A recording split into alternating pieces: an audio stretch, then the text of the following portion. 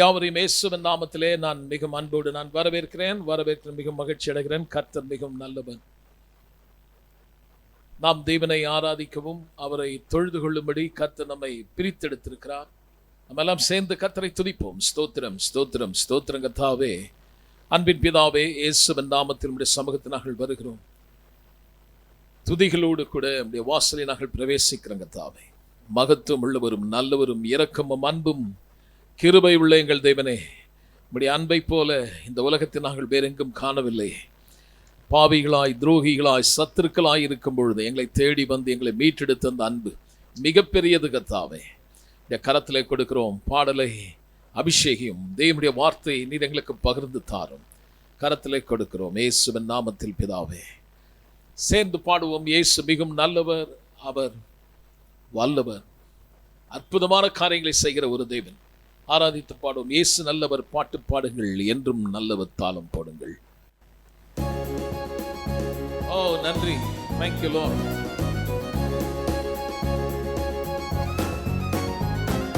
இயேசு நல்லவர், பாட்டு பாடுங்கள், என்றும் நல்லவர், தாளம் போடுங்கள். எங்கள் இயேசு நல்லவர், பாட்டு பாடுங்கள், என்றும் நல்லவர், தாளம் போடுங்கள். எங்கள் இயேசு நல்லவர், பாட்டு பாடுங்கள், என்றும் நல்லவர், தாளம் போடுங்கள். ஆனந்த கீதங்கள் பாடிடுங்கள், ஆண்டவர் இயேசுவை உயர்த்திடுங்கள். ஆண்டவர் இயேசுவை பாடிடுங்கள், ஆண்டவர் இயேசுவை உயர்த்திடுங்கள். எங்கள் இயேசு நல்லவர், பாட்டு பாடுங்கள், என்றும் நல்லவர், தாளம் போடுங்கள். எங்கள் இயேசு நல்லவர், பாட்டு பாடுங்கள், என்றும் நல்லவர், தாளம் போடுங்கள். இரக்கத்தில் ஐஸ்வர்ய சம்பந்தர் அவர், இரக்கங்கள் காலைதோறும் புதியவைகள். இரக்கத்தில் ஐஸ்வர்ய சம்பந்தர் அவர், இரக்கங்கள் காலைதோறும் புதியவைகள். மனதுருக்கம் நிறைந்தோரவர், மன்னிப்பதில் தாயை பெருத்தோரவர். மனதுருக்கம் நிறைந்தோரவர், மன்னிப்பதில் தாயை பெருத்தோரவர். கர்த்தர் நல்லவர் என்று பாறை சாற்றுங்கள், கர்த்தர் நல்லவர் என்று பாறை சாற்றுங்கள். எங்கள் இயேசு நல்லவர், பாட்டு பாடுங்கள், என்றும் நல்லவர், தாளம் போடுங்கள்.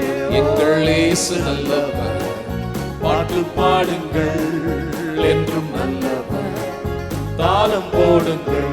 எங்கள் இயேசு நல்லவர், பாட்டு பாடுங்கள், என்றும் நல்லவர், தாளம் போடுங்கள். ஓ கர்த்தர் நல்லவர் என்று ருசித்து பாருங்கள், அவர் மேல் நம்பிக்கை வைப்போன் பாக்கியவான். கர்த்தர் நல்லவர் என்று ருசித்து பாருங்கள், அவர் மேல் நம்பிக்கை வைப்போன் பாக்கியவான். உலகெங்கும் சென்றிடுங்கள், ஊரெங்கும் சொல்லிடுங்கள். உலகெங்கும் சென்றிடுங்கள், ஊரெங்கும் சொல்லிடுங்கள். கர்த்தர் நல்லவர் என்று பாறை சாற்றுங்கள், கர்த்தர் நல்லவர் என்று பாறை சாற்றுங்கள். எங்கள் இயேசு நல்லவர், பாட்டு பாடுங்கள், என்றும் நல்லவர், தாளம் போடுங்கள். எங்கள் இயேசு நல்லவர், பாட்டு பாடுங்கள், என்றும் நல்லவர், தாளம் போடுங்கள். சாத்தானை சிலுவை மீது ஜெயித்தாரவர், சாவிக்கும் முற்றுமாய் ஒழித்தாரவர். சாத்தானை சிலுவை மீது ஜெயித்தாரவர், சாவிக்கு முற்றுமாய் ஒழித்தாரவர்.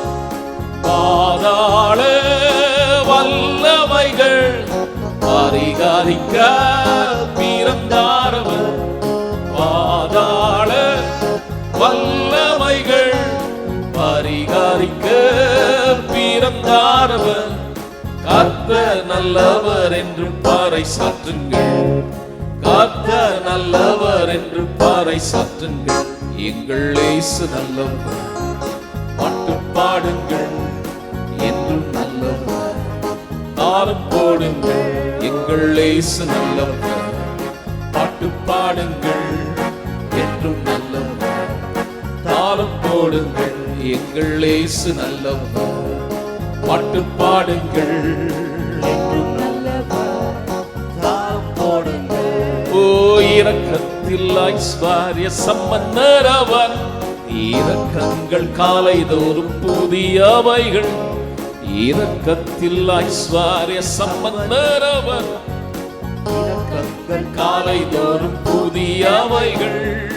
மனதுருக்கம் நிறைந்தோர் அவர், மன்னிப்பதில் தாயை பெருத்தோர் அவர்.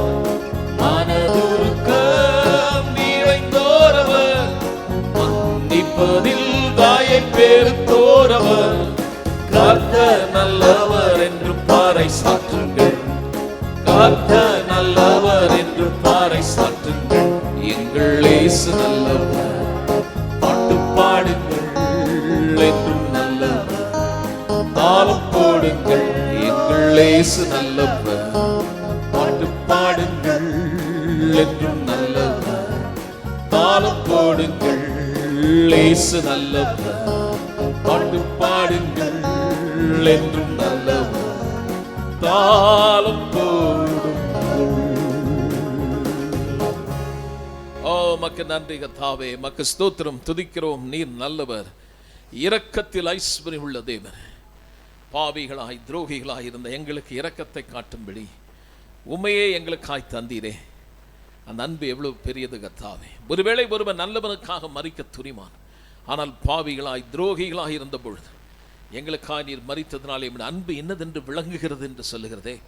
அப்பா, நினைத்து பார்த்து துதிக்கிறோம். அன்பு ரொம்ப பெருசு கர்த்தாவே. நாங்கள் இப்பொழுது உம்மால் அல்லவா பிழைத்தோம், உம்முடைய கிருபை அல்லவா எங்களை தாங்கினது. எங்கள் ராஜாவை, எங்கள் தேவனே, உம்மை ஆராதிக்காமல் இருக்க முடியாதே. ஆராதிக்கிறோம். இஸ்ரவேலின் தேவனாகிய கர்த்தரை ஆராதிப்போம். அவரே எல்லா நன்மைகளையும் நமக்கு தந்தவன். நினைத்து துதித்து நாம் பாடுவோம், அவரை மகிமைப்படுத்துவோம். Thank you Lord. ஓ நன்றி. Oh my God, thank you Lord. இஸ்ரவேலின் ராஜாவே, என் தேவனாம் கர்த்தரே, நான் உம்மை வாழ்த்துகிறேன். நன்மைகள் நினைக்கிறேன். இஸ்ரவேலின் ராஜாவே, என் தேவனாம் கர்த்தரே, நான் உம்மை வாழ்த்துகிறேன். நன்மைகள் நினைக்கிறேன். இயேசுவே, இயேசுவே, இயேசுவே, இயேசுவே. நன்றி நன்றி நாதா, அளவில்லா அன்பிற்காக. நன்றி நன்றி நாதா, அளவில்லா அன்பிற்காக. திருக்கரம் என்னை தாங்கி கடும் பிரச்சனைகளிலும் முன்னேறி செல்வதற்கு பலத்தை நீ தந்ததற்கா. திருக்கரம் என்னை தாங்கி கடும்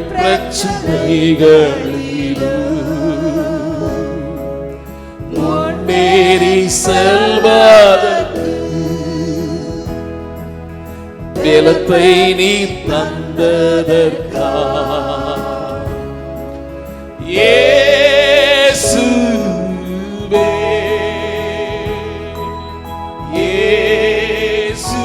இயேசுவே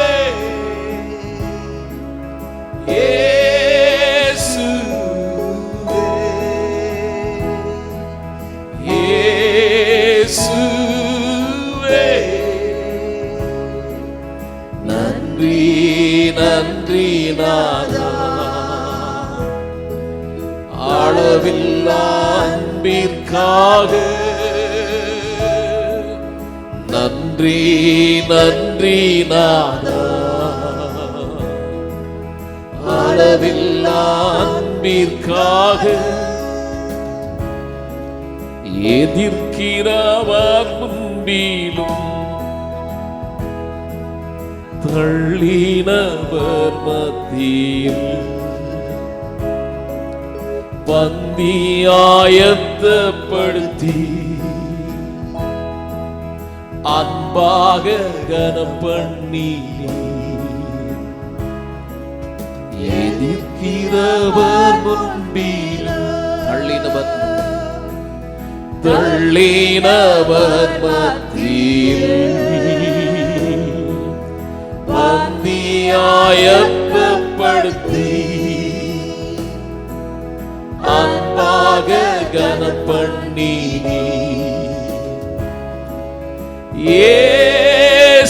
இயேசுவே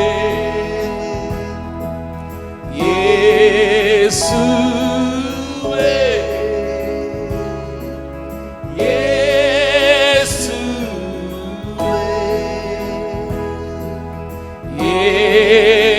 இயேசுவே நன்றி அப்பா நன்றி நன்றி நாதா அளவில்லா அன்பிற்காக நன்றி ஐயா நன்றி நன்றி நாதா அளவில்லா அன்பிற்காக என்ன நான் செலுத்திடுவேன் ஆயிரம் பாடல்களோ என் உயிர் காலம் முழுதும் ரட்சிப்பை உயர்த்திடுவேன் என்ன நான் செலுத்திடுவேன் ஆயிரம் பாடல்களோ என் உயிர் காலம் முழுதும் ரட்சிப்பை உயர்த்திடுவேன் இயேசுவே இயேசுவே இயேசுவே இயேசுவே சேர்ந்து சொல்லுவாமா நன்றி அப்பா நன்றி நன்றி நாதா அளவில்லா அன்பிற்காக நன்றி நன்றி நாதா நன்றி ஓ நன்றி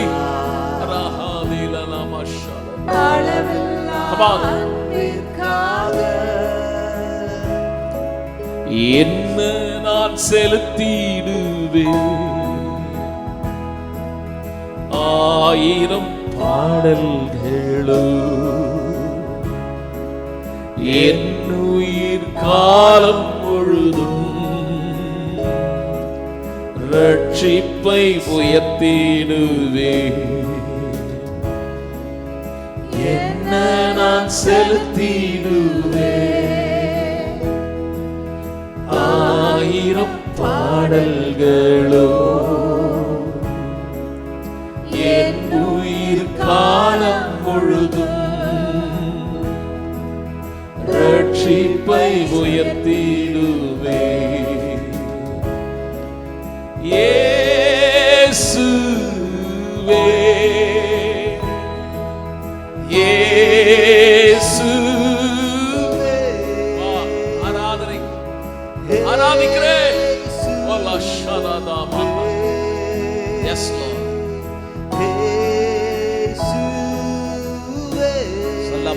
நன்றி அப்பா, நன்றி நன்றி நாதா, நன்றி ராஜா.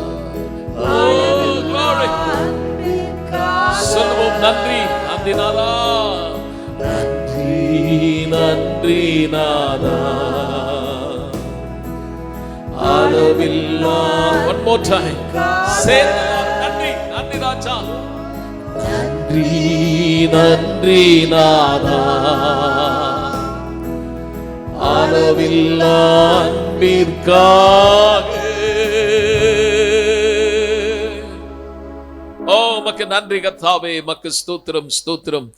இந்த அருமையான கர்த்தாவே, இந்த ராத்திரி வேளையில் எங்கள் உள்ளம் நன்றினால் நிறைகிறதே கர்த்தாவே.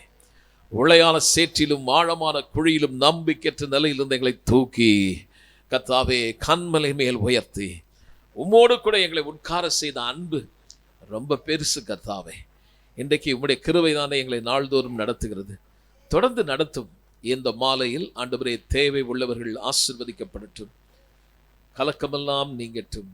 உம்மை நோக்கி எதிர்பார்த்து வந்திருக்கிற பிள்ளைகள் நன்மையை காணட்டும் கர்த்தாவே. எல்லாவற்றையும் நாங்கள் மறந்து என் உள்ளத்தில் இருந்து துதிகளெல்லாம் தூபமாய் என் தேவனுக்கே நாங்கள் செலுத்துகிறோம். ஆராதனை ஆராதனை ஆராதனை. பரிசுத்தமான தேவனை நாங்கள் ஆராதிக்கிறோம், ஆராதிக்கிற கர்த்தாவே. உமக்கு ஸ்தோத்திரம் ஸ்தோத்திரம். புகழ் மகிமை கனம் புகழ்ச்சி எல்லாம் உமக்கு கொடுக்கிற கர்த்தாவே. இயேசுவின் நாமத்தில் ஜெபிக்கிறோம் நல்ல பிதாவே, ஆமென். வெளியாவரையும் இயேசுவின் நாமத்திலே மீண்டும் ஒரு முறையாய் நான் உங்களை வரவேற்பதிலே மிகவும் மகிழ்ச்சி அடைகிறேன்.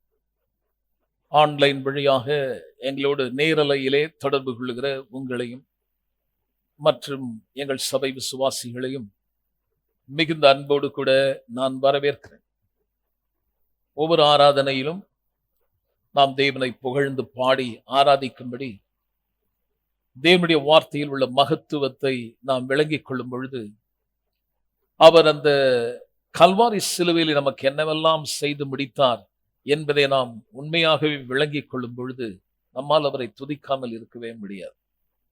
ஆகவே தான் அதற்காக தான் ஒரு சர்மன், அதற்காக தான் ஒரு டீச்சிங். ஆகவே பிரசங்கம் அல்லது ஒரு போதனை என்பது ஒரு பிரசங்கியாருடைய சாமர்த்தியத்தை காட்டும்படி அல்ல, தேவன் எத்தனை நன்மையானதை செய்திருக்கிறார் என்பதை விளக்கும்படி பாலகரை போல் இருந்த நம்மை, சாதாரணமாய் இருந்த நம்மை அபிஷேகித்து அவருடைய ஞானத்தை கொடுத்து வேத வாக்கியத்திலே புதைந்திருக்கிற மகத்துவத்தை விளங்கிக் கொள்ளும் பொழுது பயத்தோடு அல்ல, நன்றி நிறைந்த இருதயத்தோடு, பிள்ளைகளாய் அடிமை தினத்தின் ஆவியோடு அல்ல, உரிமையோடு கூட தேவனை ஆராதிப்பதற்கு நம்மை அது வழி நடத்தி செல்லுகிறது. ஆகவே அன்பானவர்களே, இந்த வார்த்தைகள் உங்கள் வாழ்க்கையில இன்னும் அதிகமாய் தேவனோடு உங்களை நெருங்க வைக்கும், துதிக்க வைக்கும். சுற்றிலும் கடினமான சூழ்நிலை இருந்தாலும் கூட அதை குறித்து நீங்கள் கன்சிடர் செய்யாமல், அதை பற்றி எண்ணாமல், உங்களுக்கு தேவன் என்னவெல்லாம் வாக்கு பண்ணியிருக்கிறார் என்று நினைக்கும் பொழுது அதை நினைத்து நினைத்து உங்களால் துதிக்க முடியும். துதிக்கிற நீங்கள் வெட்கப்பட்டு போவதில்லையே, கண்டிப்பாய் நன்மையை நீங்கள் அடைவீர்கள். ஆகவே நான் உங்களை வரவேற்பதில் மிகவும் மகிழ்ச்சி அடைகிறேன். இங்கே நடக்கிற ஆராதனைகளையும் நான் உங்களுக்கு சொல்ல விரும்புகிறேன். ஞாயிற்றுக்கிழமை தோறும் காலையிலே முதல் ஆராதனை 6 மணிக்கும், 2வது ஆராதனை காலையிலே 8:30 மணிக்கு சுகம் தேவனுடைய சித்தம் என்ற தலைப்பிலே நாம் பார்த்து வருகிறோம். பிறகு எல்லா ஞாயிற்றுக்கிழமை மாலையிலும் fighting the good fight of faith, விசுவாசத்தின் நல்ல போராட்டத்தை போராடு. போராட்டம் என்பது நல்ல போராட்டம். நல்ல போராட்டம் என்பது எதை வைத்து நான் போராடுகிறேன்? விசுவாசத்தை விடாதபடி உறுதியாய் பிடித்துக் கொள். அப்படி விசுவாசத்திலே நல்ல போராட்டம் போராடுகிறவர்கள் யார் என்று பார்த்தால், எதிரடையான சூழ்நிலைகள் என்ன இருந்தாலும் அதை பற்றி பேசாமல் அறிக்கை செய்கிறதில் அவர்கள் உறுதியாயிருக்கிறார்கள். அதை நான் ஒவ்வொரு ஞாயிறு மாலையிலும் நான் எடுத்து காட்டி வருகிறேன். மாம்சத்தோடும் இரத்தத்தோடும் அல்ல, தேவனுடைய வார்த்தையை நீங்கள் விளங்கிக் கொள்ளும் பொழுது நீங்கள் உறுதியாய் நிலைத்து தீங்கு நாள் வந்தாலும் எதிர்த்து நின்று சகலவற்றையும் செய்து முடிக்கக்கூடிய ஒரு ஆற்றல் உள்ளவர்களாய் நீங்கள் இருப்பீர்கள். ஆகவே நான் விசுவாசிக்கிறேன், இப்படிப்பட்ட வார்த்தைகள் நம்மை திடப்படுத்தும், பலப்படுத்தும், எதையும் செய்யக்கூடிய ஒரு திறமையும் ஆற்றலும் உங்களிலிருந்து வெளிக்கொண்டு வரும். பிறகு நமக்கு திரும்பவும் நாம் சனிக்கிழமை காலை 7 மணிக்கு மிக சிறப்பான ஆராதனை நடைபெறுகிறது. ஆகவே நீங்கள் இந்த ஆராதனையிலே பங்கு பெறும்படி மிகவும் அன்போடு நான் கேட்டுக்கொள்கிறேன். கர்த்தர் உங்களை ஆசீர்வதிப்பார். இப்பொழுது கர்த்தருக்கென்று கொடுக்கிற ஒரு முக்கியமான நேரத்தில் நாம் வந்திருக்கிறோம். நம்முடைய கரங்களை உயர்த்தி தேவனை ஆராதித்து கொடுப்போம். அன்புள்ள பிதாவே, இயேசுவின் நாமத்தில் ராஜ்யத்திலே இந்த பணத்தை ஒரு விதை போல நான் விதைக்கிறேன். சொன்னபடியே என்னை ஆசீர்வதி. வாலாகாமல் தலையாக்கும், கீழாகாமல் மேலாக்கும், கடனே வாங்காமல் அநேக ஜாதிகளுக்கு கடன் கொடுக்கும்படி என்னுடைய வீட்டிலே ஆஸ்தியும் செல்வத்தையும் பெருக பண்ணும். என் நாளிலே நான் இருக்கிறது போல 1000 மடங்கு என்னை ஆசீர்வதியும். சந்தோஷமா கொடுப்போம். நமக்கு சர்ச்சில் நீங்கள் கொடுக்கும்படி ஆன்லைன்ல நீங்க பார்த்தீங்கன்னா நம்முடைய சர்ச் அக்கௌண்ட் இருக்கும், IFC கோட் நம்பர் இருக்கும், நீங்க கொடுக்கலாம். பிறகு நமக்கு அது மட்டுமல்ல, ஜிபே, ஃபோன்பே வசதிகள் உங்களுக்கு செய்து கொடுக்கப்பட்டிருக்கிறது, நீங்க கொடுக்கலாம். ஓகே, கர்த்தர் உங்களை ஆசீர்வதிப்பார். கர்த்தர் மிகவும் நல்லவர். ஒவ்வொரு வாரமும் நாம் இங்கே தேவன் நன்மையானதை மட்டும்தான் செய்வார் என்பதை குறித்து பல வாரமாக நாம் பார்த்து வருகிறோம். அதில் குறிப்பாக ஆதியாகம புத்தகத்திலே யோசேப்பின் சரித்திரத்தை ஒவ்வொரு வசனமாக அதில் இருக்கக்கூடிய காரியங்களை வைத்து நாம் புரிந்து கொள்வதற்கு ஏதுவாக இருக்கிறது. சில கடினமான சூழ்நிலை வரும்பொழுது சில பேர் நினைக்கிறாங்க அது கர்த்தர் தான் செய்கிறாரு. ஆகவே இது நம்ம நல்ல தெளிவுபட நமக்கு விளங்கும்படி தேவனிடத்தில் நன்மையானது மட்டும்தான் இருக்குது. யாக்கோபு அதை சொல்லும்போது சொல்லுகிறார், பொல்லாங்கினால் தேவன் ஒருவரையும் சோதிப்பதில்லை. அதை இன்னும் கொஞ்சம் அருமையா கொண்டு வராரு. அது என்னன்னு பார்த்தீங்கன்னா, தீமையானது இல்லை என்பதை வலியுறுத்தும்படி நன்மையான எந்த ஈவும் பரிபூர்ணமான எந்த வரமும் ஜோதிகளின் பிதாவிடத்திலிருந்து இறங்கி வருது. All the perfect and good things come from above. எல்லாம் அங்கிருந்து வருது. நன்மையானது மட்டும்தான் வருமே ஒழிய தீமையானது அவர்கிட்ட, ஏன்னா அவர்கிட்ட இல்லை. சரி, அப்ப இந்த உலகத்துல ஒரு மனிதன் செய்த பாவத்தின் விளைவினால ஆதியாகமம் 3 படிக்கும் பொழுது, என்றைக்கு முதல் மனிதன் தேவனுடைய வார்த்தையை விட்டு மீறினானோ அந்த மீறுதல் நிமித்தமாக இந்த உலகத்தில் தீமை, பாவம், பாவத்தால மரணம் சொல்லும் போது தீமை மனுஷனை ஆண்டு கொண்டது. நன்மையை மனுஷன் அடையிறதுக்கு ரொம்ப கஷ்டமாயிடுச்சு. எல்லாம் ரிவர்ஸ் ஆயிடுச்சு. இந்த பூமியிலே பொன் விளைந்தது. பாவம் செய்த பிறகு தேவன் சொல்கிறார், இனி இந்த பூமியிலே முள்ளும் புருக்கும் இதுல வரும். ஆகவே நீ இந்த பூமியிலிருந்து நன்மை எடுக்கணும்னா உன்னுடைய இந்த நிலத்துல உன் நெற்றி வேர்வை சிந்தனும். அதாவது சுலபமா வராது. நன்மையானதை நீ படையினா ரொம்ப கஷ்டமா பாடுபட வேண்டிய ஒரு பகுதியை கர்த்தர் சொல்றார். அந்த நாள்ல இருந்து இந்த தீமை தொடர்ந்துகிட்டே வந்துச்சு. ஆனால் தேவன் மீட்பின் நிமித்தமாக, உடன்படிக்கை நிமித்தமாக தமது பிள்ளைகளுக்கு இந்த பொல்லாத உலகத்திலே, யோவான் சொல்கிறார், இந்த உலகம் முழுவதும் பொல்லாங்கனுக்குள்ளே அடங்கி கிடக்கிறது. இப்படி அடங்கி செயலற்ற நிலையில் அவர்கள் இருக்கும் பொழுது தேவனுடைய பிள்ளைகளுக்கு கர்த்தர் வாக்கு கொடுத்திருக்கிறார், எந்த விதமான தீமையாயிருந்தாலும் தேவனிடத்தில் அன்புக்குரியவர்களுக்கு சகலமும் நன்மைக்கு ஏதுவாக நடக்கும் என்பதை நீங்கள் பார்க்க முடியும். ஆகவே இந்த வார்த்தைகளை வெறும் வசனத்தோடு நாம் நிறுத்திவிடாதபடி சில முன் உதாரணங்கள், வேதத்திலே பரிசுத்தவான்கள் கடந்து வந்த பாதைகள், எப்படிப்பட்ட தீமையான நிலையிலும் தேவன் எப்படியெல்லாம் அந்த தீமையை எவ்வளவு ஒரு அருமையாய் கர்த்தர் அதை நன்மையாக்கினார் என்பதை குறித்து நாம் பார்க்க முடிகிறது. ஆகவே நாம் யோசேப்பின் சரித்திரத்திலிருந்து அநேக காரியத்தை நாம் பார்த்து வருகிறோம். இன்றைக்கு 43 அதிகாரம் 15 34 வசனம் வரைக்கும் தான் பார்க்க போறோம்.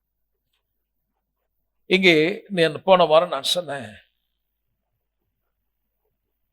கானான் தேசத்திலே மிகுந்த பெரிய பஞ்சம் உண்டாகி அவர்களுக்கு தானியம் இல்லாத நிலை, உண்ண உணவு இல்லாத ஒரு கடினமான ஒரு சூழ்நிலை உருவாகிவிட்டது.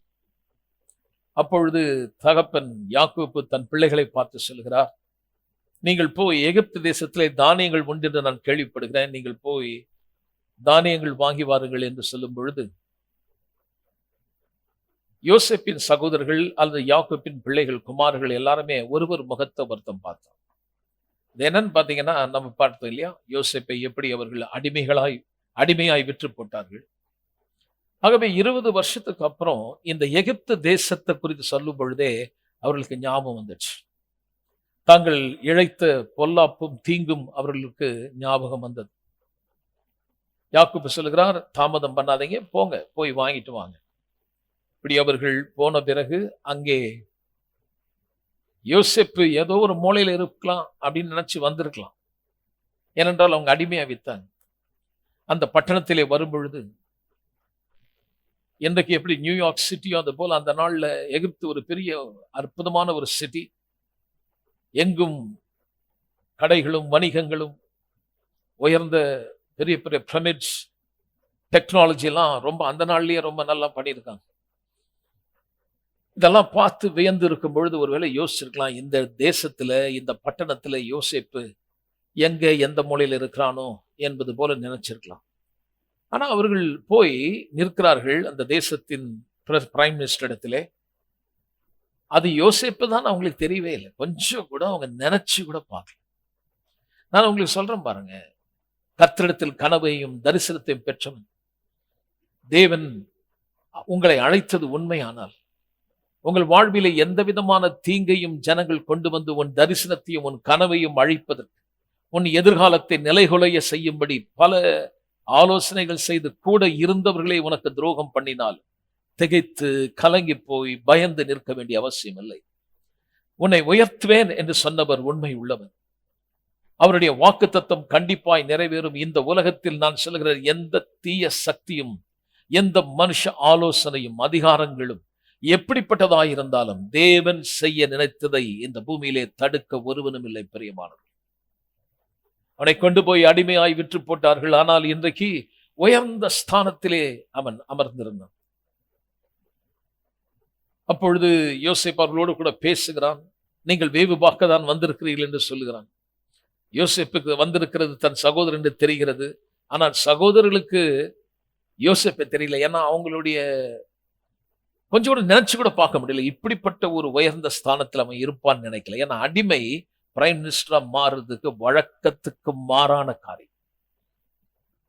ஒரு தேசம் வளர்ந்த மிகப்பெரிய ஒரு வல்லரசு நாட்டில் ஒரு அடிமை எப்படி இந்த சிங்காசனத்தில் உட்கார முடியும்? கொஞ்சம் கூட கனெக்ட் ஆகாது.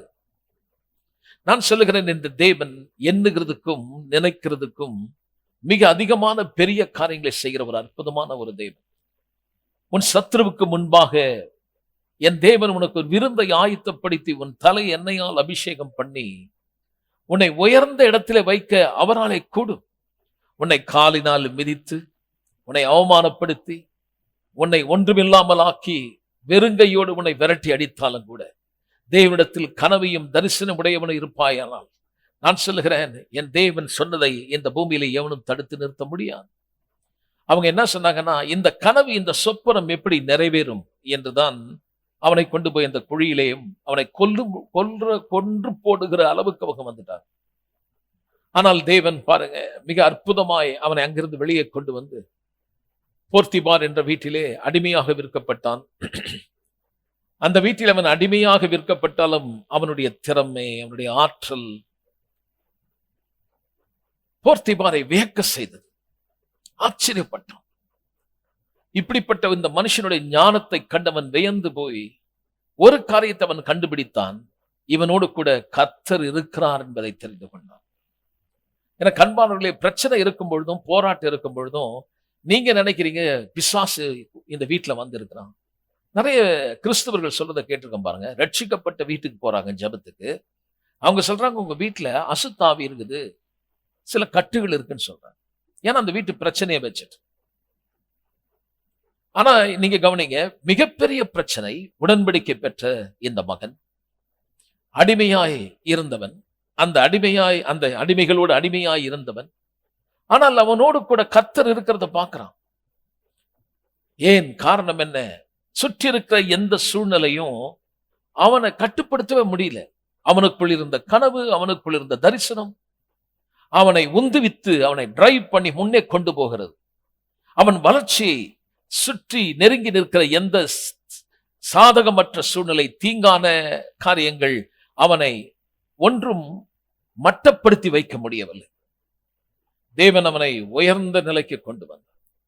அவனுடைய உயர்வு படிப்படியாய் எவ்வளவு உயர்ந்தது என்று பார்க்கும் பொழுது, பிரைம் மினிஸ்டரா கொண்டு வந்து கர்த்தர் அவனை உட்கார வச்சிட்டார். இப்போ இதெல்லாம் நான் ஏற்கனவே சொல்லிட்டேன்.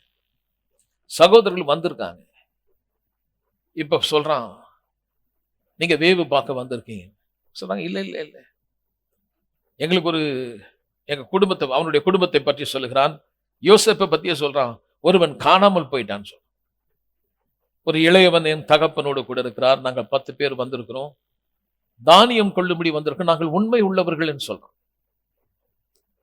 பிறகு நான் உங்களுக்கு எடுத்து காட்டினேன். அப்போ யோசேப்பு சொல்றாரு, நீங்கள் உண்மை உள்ளவர்கள் தானா? அப்படின்னா நீங்க போங்க, சிமியோனை இங்க விட்டுட்டு நீங்க போங்க. முதல்ல சொன்னாரு, நீங்க எல்லாம் இங்க இருங்க, உங்கள ஒரு ஆள் போங்கன்றார்.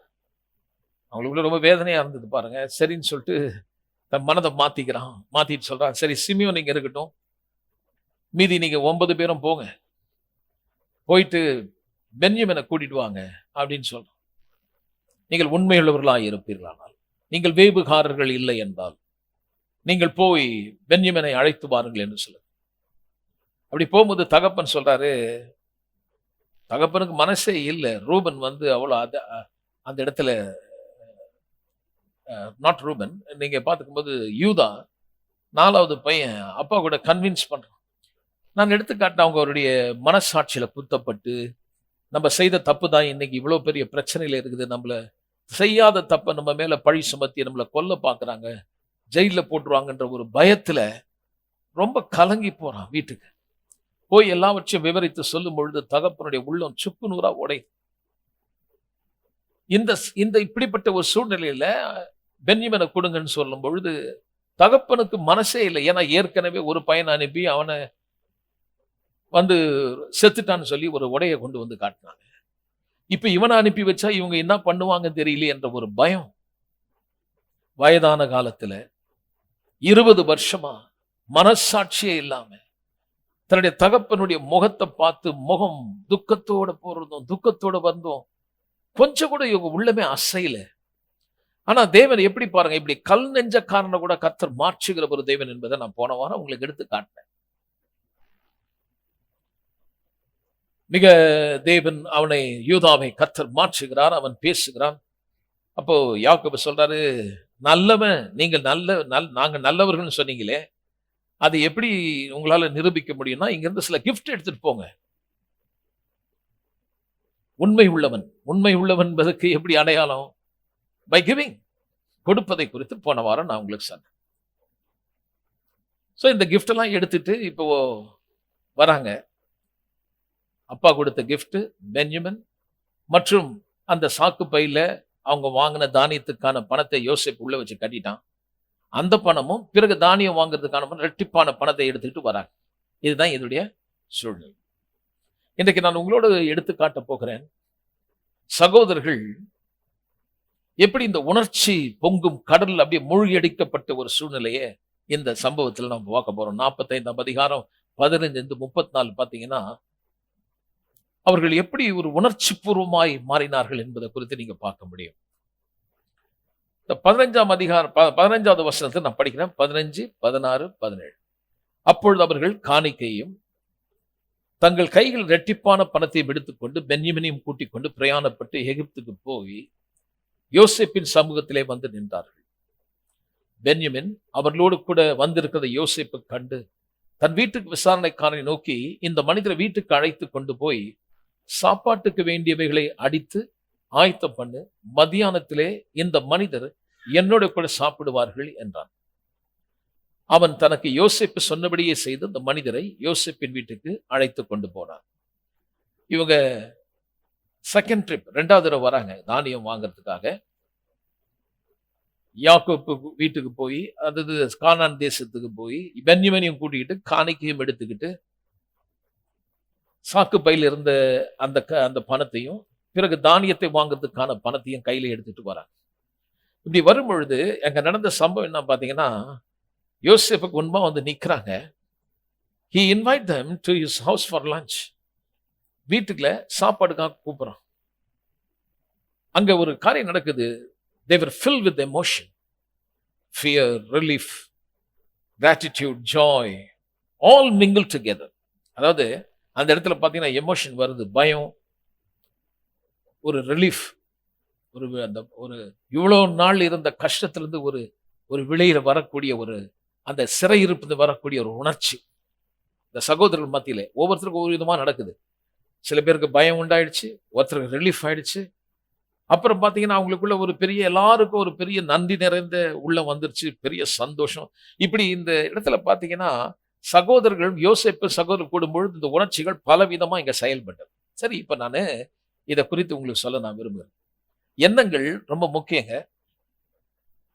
ஒரு மனுஷனுடைய எண்ணங்களும் அவனுடைய வாழ்க்கைக்கும் ஒரு பெரிய நேரடியான தொடர்பு இருக்குது. வேதம் சொல்லுது பாருங்க, ஒரு மனிதன் எப்படி யோசிக்கிறானோ அவன் அப்படிதான் இருக்கிறான். நாம் கேட்கும் வார்த்தைகள், நம்முடைய வாழ்க்கையில் நடக்கக்கூடிய சூழ்நிலைகள், சம்பவங்கள், இதெல்லாம் நமக்கு பல எண்ணங்களை பிறப்பிக்கிறது. எண்ணங்கள் சொல்லும்போது எண்ணங்கள் மண்டி வராது பாருங்க, எண்ணங்களோட உணர்ச்சி பின்னி பிணைந்து வரும், இன்டர்சேஞ்சபிள்.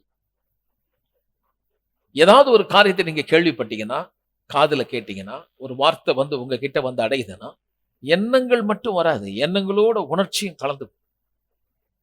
ஆகவே எண்ணங்கள் உணர்ச்சிகள் கலக்கும் பொழுது அடுத்த காரியம் என்ன ஆகும் பாத்தீங்கன்னா, ஏதாவது அதன் அடிப்படையில தீர்மானம் கண்டிப்பா செய்வான்.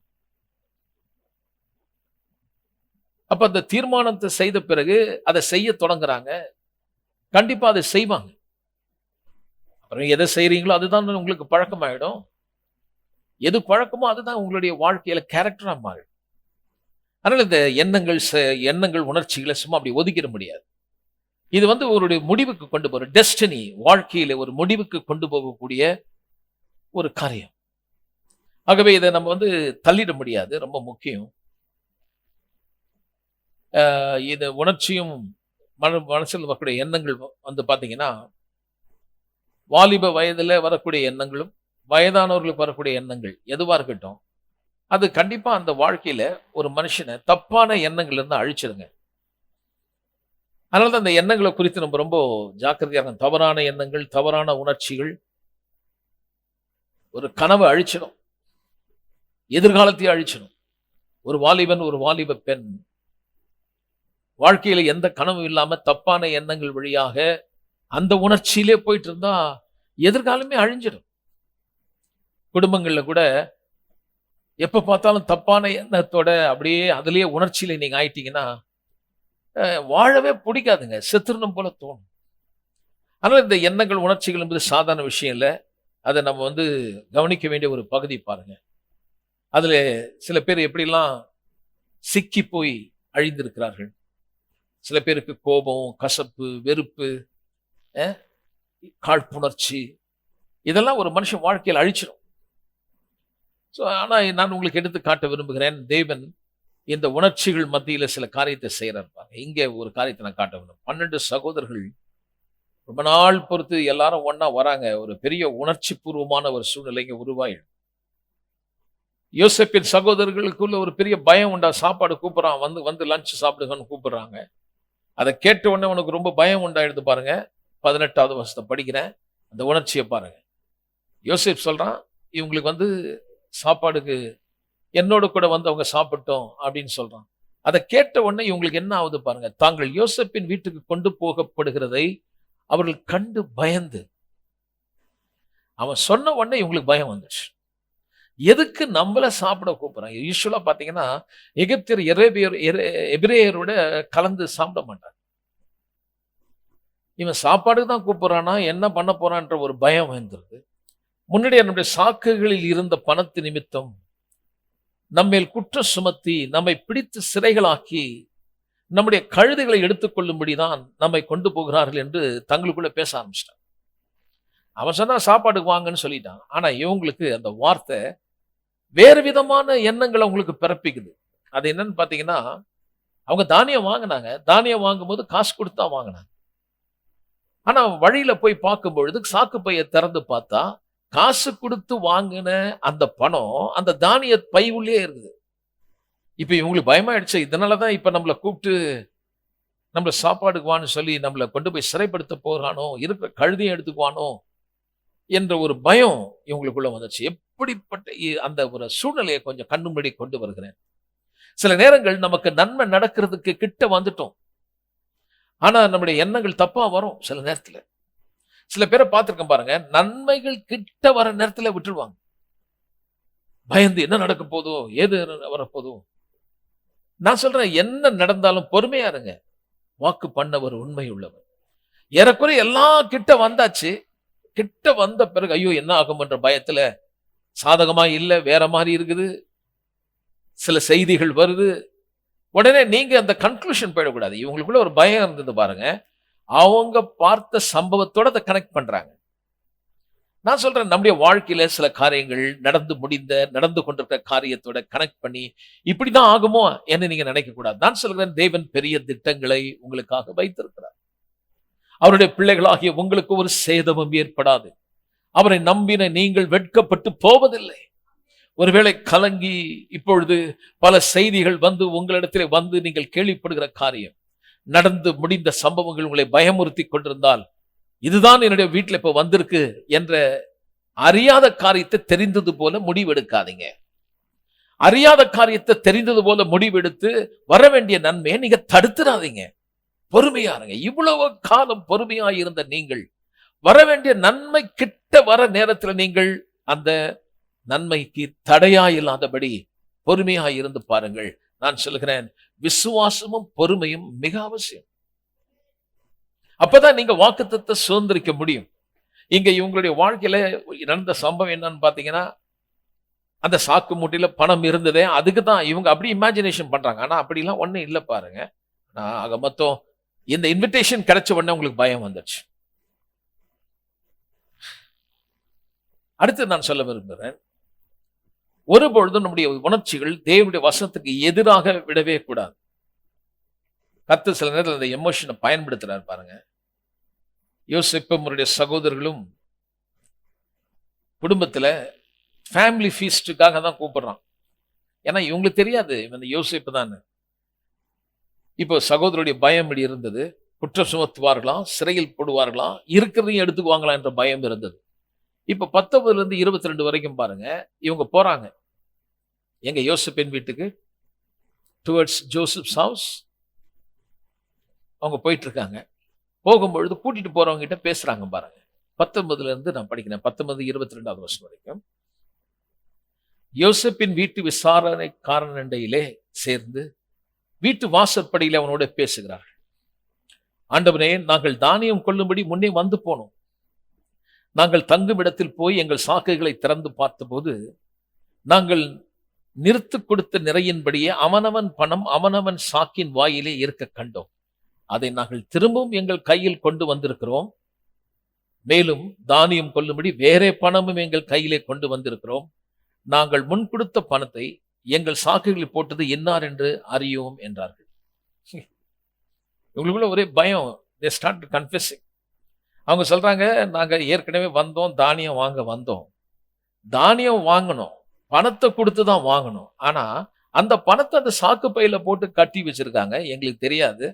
வீட்டுக்கு போய் நாங்க திரும்பவும் அந்த தானியத்தை விட்டுட்டு இப்ப திரும்ப அந்த பணத்தையும் இன்றைக்கு இப்பொழுது வாங்கக்கூடிய தானியத்தை பணத்தையும் நாங்க எடுத்துட்டு வந்திருக்கிறோம். எங்க மேல எந்த தப்பு இல்லைன்னு சொல்றோம். பயந்துட்டாங்க. அப்ப நீங்க பாத்தீங்கன்னா 22வது வசனத்துல 23வது வசனம் படிக்கிறோம் பாருங்க. அப்ப அவன் பேசுறான் பாருங்க. அது என்ன சொல்றான்னா, அதற்கு அவன், உங்களுக்கு சமாதானம், உங்களுக்கு சமாதானம், பயப்பட வேண்டாம். உங்கள் தேவனும் உங்கள் தகப்பனுடைய தேவனுமாய் இருக்கிறவர் உங்கள் சாக்குகளில் உங்களுக்கு புதையலாக கட்டளையிட்டார். நீங்கள் இந்த கொடுத்த பணம் என்னிடத்தில் வந்து சேர்ந்தது என்று சொல்லி சிமியோனை வெளியே அழைத்து வந்து அவரிடத்திலே விட்டார். இவங்க கொஞ்சம் கூட எதிர்பார்க்காத ஒரு சம்பவம். இவங்க நினைச்சாங்க சாக போறேன். சில சூழ்நிலைகள் ரொம்ப மோசமா இருந்த உடனே உங்களுடைய இமேஜினேஷன் பயந்து, இதனாலதான் இது வந்துருச்சு அது வந்துருச்சுன்னு சொல்லி ரொம்ப கடகடகடன் தப்பு தப்பா யோசிக்க கூடாது. நடந்தது என்பது உண்மை. ஆனா இவங்க வந்து அந்த தானியத்தை வாங்கினாங்க, பணத்தை திருடிட்டு ஒன்றும் வரல. யோசேப்பினுடைய ஆலோசனைப்படி தான் அந்த பணம் போடப்பட்டிருக்கு. ஆனா அந்த பணத்தை தானியம் வித்தவன் கையில வந்தாச்சு. அதுவும் யோசேப்பு கொடுத்திருக்கான். இது இவங்களுக்கு தெரியாது. இப்ப அவங்ககிட்ட இவன் சொல்றாங்க, எல்லாம் உண்மையா சொல்லும் போது அவன் என்ன நினைக்கிறான், கடவுளே உனக்கு புதையல் கொடுத்திருக்காருப்பா, நீங்க கட்டின பணம் என்கிட்ட வந்துருச்சு. ஆனா உன் சாக்குல பணம் இருக்குன்னு சொல்றியே, அது நான் எப்படி வந்துன்னு தெரியாது, கடவுள் போட்ட புதையலா இருக்கும் அப்படின்னு சொல்லி சிமியோனை வச்சிருந்த சிமியோனை ஜெயில இருந்து எட்டு வந்து இவங்க கிட்ட விட்டுறான். நாம் சில நேரங்கள் போகிற பாதை நெருக்கமாய், பயத்திலே என்ன நடக்குமோ என்ற ஒரு மோசமான சூழ்நிலையிலே, தெரியாத சம்பவம் என்ன நடக்க போதே தெரியல, நம்ம தெரிஞ்ச மாதிரி எல்லாமே தப்பு தப்பு தப்பா யோசிக்கிறோம். இதுதான் நடக்கும் நமக்கு தெரியாது, ஏன் தப்பா யோசிக்கணும்? அதுதான் நான் உங்களுக்கு சொல்றேன். நடந்தது என்னமோ உண்மை, சில காரியங்கள் உங்களுக்கு முன்பாய் நடந்திருக்கலாம். ஆனா இது இன்றைக்கு வந்திருக்க சூழ்நிலையில இதுதான் காரணம்னு சொல்லி யாராவது சொன்னாங்களா? இல்லையே. ஆனா நீங்களாகவே பயந்து, இதனாலதான் இப்படி வந்திருக்குது, நான் என்ன பண்ண போறேன் அப்படின்னு பயப்படாதீங்க. தேவனிடத்திலிருந்து நன்மையானது தான் வரும் உங்களுக்கு. ஒருவேளை இன்றைக்கு நீங்கள் போகிற பாதை தீமையா இருக்கலாம். கொஞ்சம் யோசிச்சு பாருங்க. It's a real surprise to them. ஒரு பெரிய ஆச்சரியம். இதுவரைக்கும் இவங்களுக்கு யோசேப்பு தன்னுடைய சகோதரன் தெரியாது. இவங்களுக்குள்ள ஒரு பயம், இதை கண்டிப்பா நம்மள கொல்ல போறாங்க, நம்மள ஜெயில போட போறாங்கன்ற ஒரு பயத்துல போயிட்டு இருக்கும் பொழுது, அந்த விசாரணைக்காரன் சொல்லும்போது யோசேப்பினுடைய அவனை கவனிக்கக்கூடிய ஒரு சோல்ஜர், முக்கியமான ஆளு பாருங்க, பாடி கார்டு மாதிரி, அவன் சொல்றான், பயப்படாதீங்கப்பா, உங்களுக்கு சமாதானம், நீங்க கட்டின பணம் என்கிட்ட வந்துருச்சு. ஆனா நீங்க சொல்றீங்க உங்க சாக்கு பையில பணம் இருந்து, கண்டிப்பா அது புதையலா தான் இருக்கும். சில நேரங்கள் நாம் போகிற பாதையிலே இன்றைக்கு முடிந்துரும், நாளைக்கு நான் என்ன போறேன் நீங்க நினைச்சிருந்தா, அந்த முனையில சாகக்கூடிய ஒரு நிறைய அந்த நுனியில நிற்கும் போது கூட நான் சொல்றேன், அப்ப கூட அற்புதங்கள் நடக்கும். அதிசயங்களை தேவன் செய்ய நினைத்து இந்த பூமியில தடுக்க ஒருவனும் இல்லை. பெரியவான்கள், கலங்கி போனீங்களா? நாளைக்கு என்ன நடக்குமோ என்று சொல்லி பயந்து பயந்து ராத்திரியெல்லாம் தூங்காம காலையில வருத்தத்தோட இன்னையோட கதை முடிஞ்சது நினைச்சீங்கன்னா, நான் சொல்றேன், அன்றே அந்த நாள் உனக்கு வெற்றியின் நாள் ஆயிருக்கும். வழியே இல்லை என்ற இடத்தில் ஒன்றை வழியை உருவாக்குகிற ஒரு தேவன். உன் நம்பிக்கையை இழக்காதே மகனே, மகளே. உன்னை அழைத்தவர் உண்மையுள்ளவர், உடன்படிக்கை செய்திருக்கிறார். வானம் பூமி மாறினாலும் தேவன் மாறாதவர். அவரை நம்பின ஒருவனும் வெட்கப்பட்டு போனதில்லை. ஒரு பெரிய சர்ப்ரைஸ். சிமியோன் இவங்க நினைச்சாங்க நம்மள கொண்டு போய் ஜெயில போட போறான்னு பார்த்தா, ஜெயில இருக்கிறவனை கொண்டு வந்து வெளில விடுறான். எல்லாம் அழிஞ்சிச்சு, எல்லாம் கெட்டுச்சு, முடிஞ்சிச்சுன்னு நினைக்காதீங்க. பயம் என்பது ஒரு டெரிபிள் எமோஷன். ஒரு மனுஷனுடைய வாழ்க்கையில பயம் வந்துருச்சுன்னா அவனால எதையுமே செய்ய முடியாது. பாத்தீங்களா? திறமை உள்ளவர்கள், ஆற்றல் உள்ளவர்கள், நன்றாய் படிக்கிறவர்கள், எந்த ஒரு காரியத்தையும் செய்யக்கூடிய ஒரு மனுஷன் பயத்துக்குள்ள போயிட்டாங்கன்னா அவங்களால ஜெயிக்க முடியாது. ஒரு பாக்ஸர் ரிங்ல போய் நிக்கிறாரு, எதிராளியை பார்த்து பயந்துட்டா கண்டிப்பா தோத்துருவார். ஒரு ஸ்போர்ட்ஸ் மேன் ஸ்போர்ட்ஸ்ல இறங்குறாரு, பயந்து விளையாடுனா தோத்துருவார். எந்த ஒரு காரியமும், வியாபாரமா இருக்கட்டும், தொழிலா இருக்கட்டும், குடும்பமா இருக்கட்டும், பயந்து பயந்து நீங்க வாழ்ந்தீங்கன்னா உங்க வாழ்க்கையில வெற்றி இருக்காது, நிம்மதி இருக்காது, தூக்கம் இருக்காது, பசி இருக்காது. எப்பவுமே ஒரு வியாதி இருக்கிற மாதிரி இருக்கும், ஒரு டிப்ரெஷன்ல கொண்டு போயிடும். நான் சொல்கிறேன் பிரியமானவர்களே, பயப்படாமல் இருங்கள், தேவன் உங்களோடு கூட இருக்கிறார். 11 பேரும் பயந்து நடுங்கினாங்க. ஆனா தேவனுடைய கரம் அதன் மத்தியிலே செய்த வேலையை பாருங்கள். எனக்கு அருமையான, நான் உங்களுக்கு ஞாபகப்படுத்த விரும்புகிறேன், இவங்களுக்கு ஏதாவது தகுதி இருக்குதா? யோசேப்பை கொல்லும்படி நினைத்த அந்த 11 பேருக்கு தகுதி இல்லாத அவர்களுக்கு தேவன் காட்டின கிருபை மிகப்பெரியது. இன்றைக்கு நாம் நினைக்கிறோம், நான் நல்லது செய்தா எனக்கு நல்லது வரும். இருங்க, கவனிங்க, நீங்க நல்லது செய்யறதுனால நல்லதும், நீங்க கெட்டது செய்யறதுனால கெட்டது கிடையாது. தேவன் நல்லவர், கண்டிப்பா நல்லது நடக்கும். நல்லவன் என்பன் ஒருவனும் இல்லை. ஆனால் நீங்க நல்லது செய்ய வேணாம், நீங்க கெட்டது செய்யுங்க அப்படின்னு நான் சொல்லல. கவனிங்க, எந்த மதத்துல கெட்டது செய்யுன்னு சொல்லியிருக்காங்க? சொல்லுங்க. இது ஒரு மதம் அல்லங்க. நீங்க செய்யற நன்மை தீமையை பத்தி நான் பேசல. ஏன் ஸ்கூல்லே சொல்றாங்களே இது தப்பு, இது கரெக்ட்னு. அதுக்கு நான் திருச்சபை வச்சு இது நல்லது இது கெட்டதுன்னு சொல்றதுக்கு நான் இருக்கிறேன். இதுக்கு மேல ஒரு காரியம் இருக்குது பாருங்க. அது என்னன்னா, நீங்கள் எப்படிப்பட்ட நிலைமையிலே உங்களுடைய மனசாட்சியில குத்தப்பட்டு குற்ற மனசாட்சி இருந்தா கூட அவரிடத்தில் வரும்பொழுது எப்படி ஒரு காரியத்தை தேவன் திருப்பத்தை ஏற்படுத்துகிறார் என்பதை நான் சொல்றேன். இந்த 11 பேருக்குள்ள ஏற்பட்ட கன்விக்ஷன், குற்ற மனசாட்சியில தேவனை தேடின பிறகு ஏற்பட்ட காரியம் என்னன்னு பாத்தீங்கன்னா, இவர்களுக்கு தேவன் செய்திருக்கிற நன்மை என்ன பாத்தீங்கன்னா, those people were not worthy to receive the blessing of God. தேவனுடைய ஆசீர்வாதத்தை பெற்றுக்கொள்வதற்கு அவங்களுக்கு எந்த தகுதியுமே கிடையாது. நியாயமா இவங்க தண்டிக்கப்படணும். ஆனா அவர்களுக்கு என்ன கிடைச்ச? forgiveness. யோசேப்பு அவங்களை மன்னிச்சிட்டான் பாருங்க.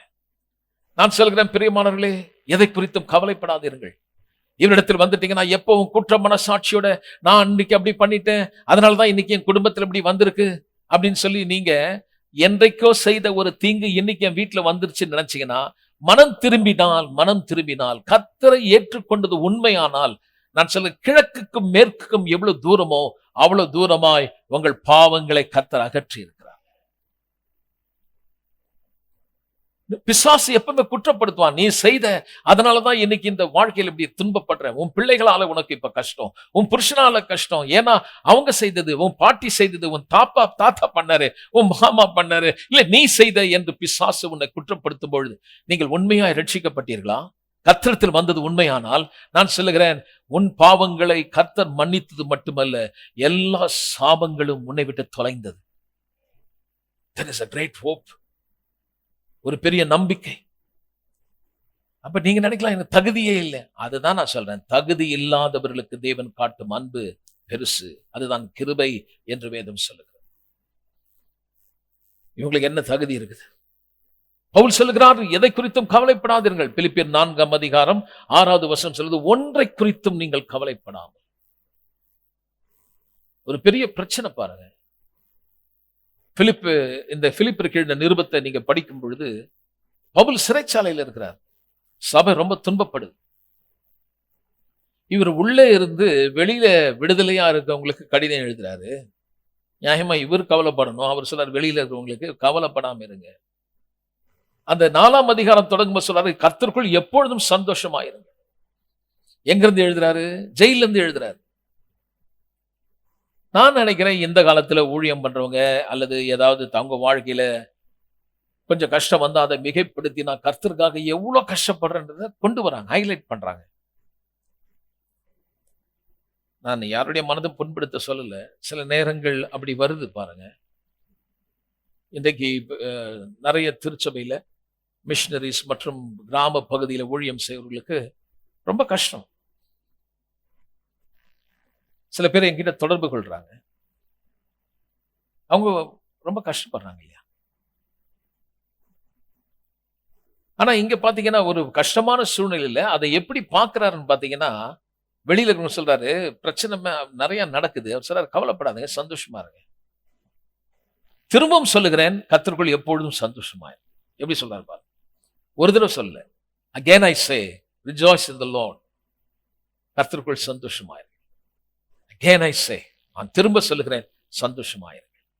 சொல்லிட்டு சொல்றாரு, எதை பத்தியும் கவலைப்படாத, எல்லாவற்றையும் குறித்து ஸ்தோத்திரத்தோட கூடிய ஜபத்தினாலே தேவனுக்கு தெரியும். எப்படி சொல்லி கொடுக்குறாரு? ஜபத்தை எப்படி பண்றதுன்னு சொல்லி கொடுக்குறாரு.